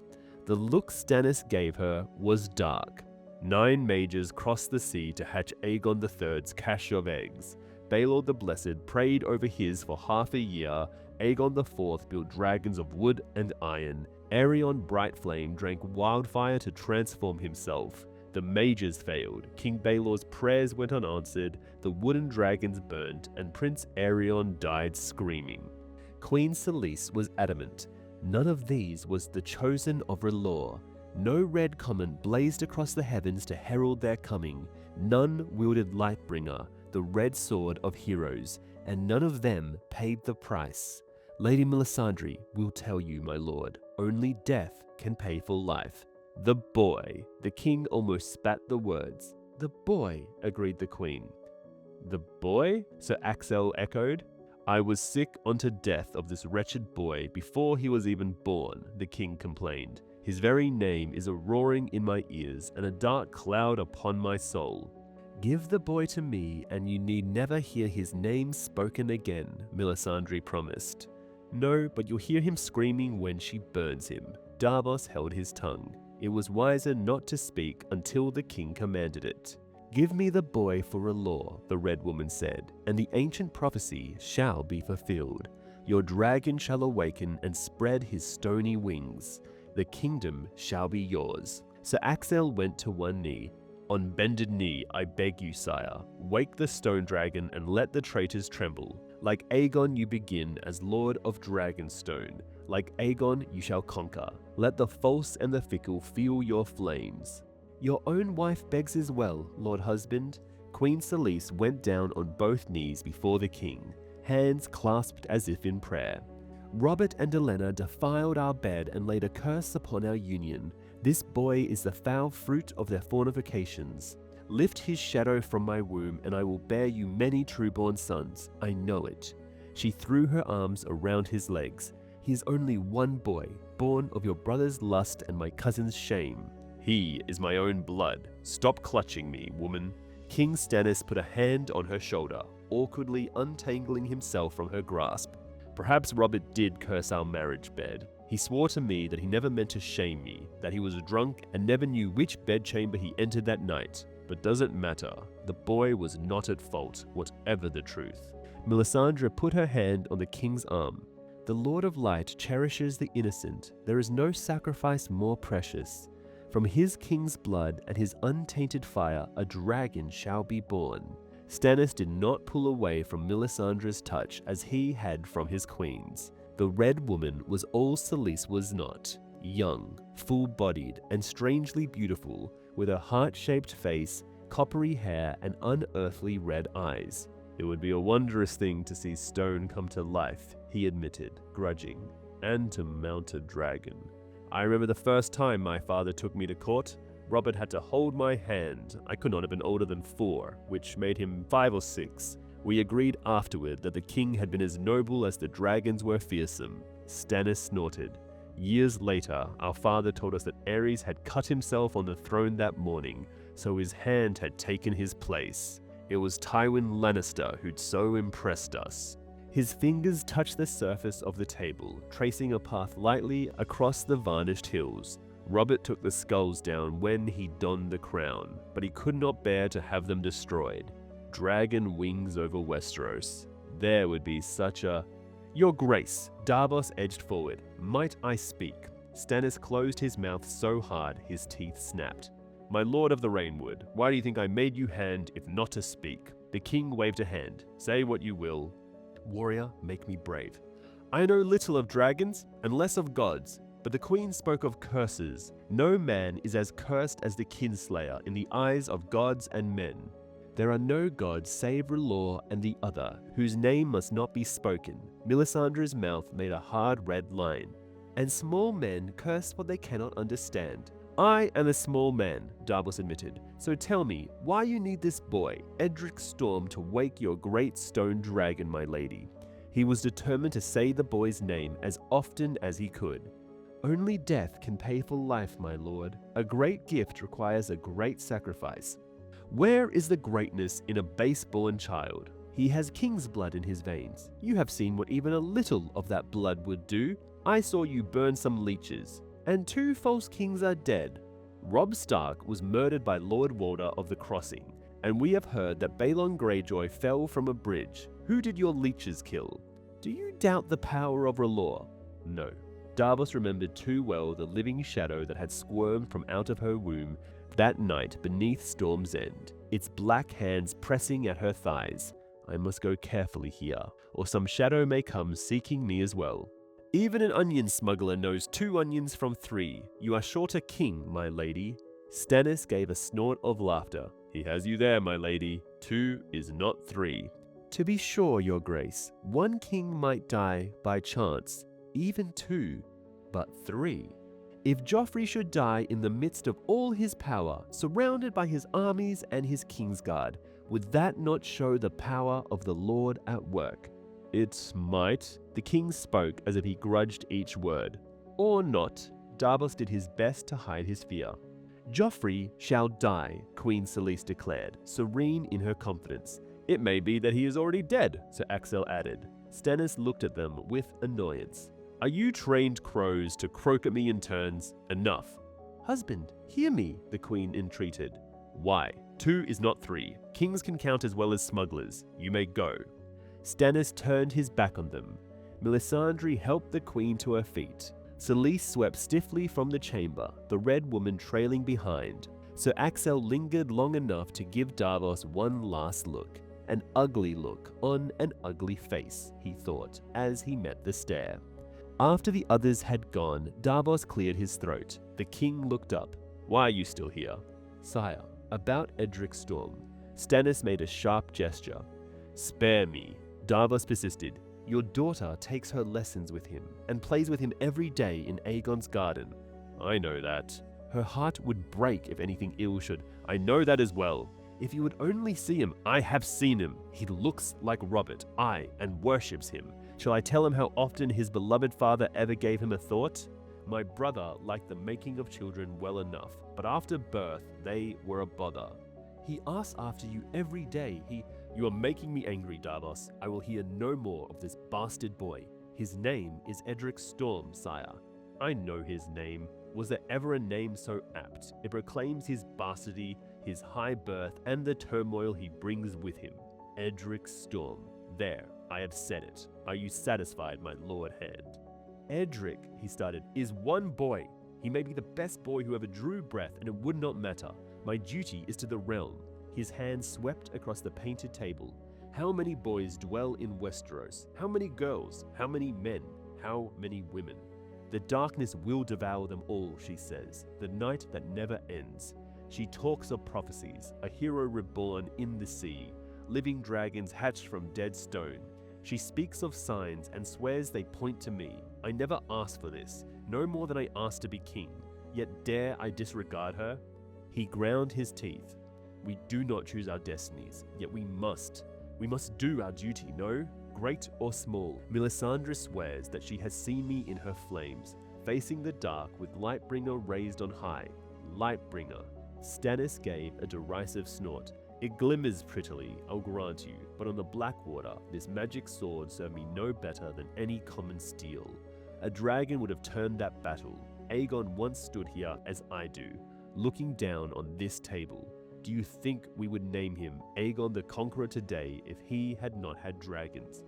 Your Grace, said Davos. The cost, I know the cost. Last night, gazing into the hearth, I saw things in the flame as well.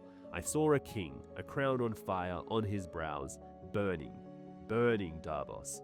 His own crown consumed his flesh and turned him into ash.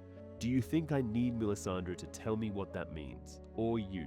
The king moved, so his shadow fell upon King's Landing. If Joffrey should die, what is the life of one bastard boy against a kingdom? Everything, said Davos softly. Stannis looked at him, jaw clenched.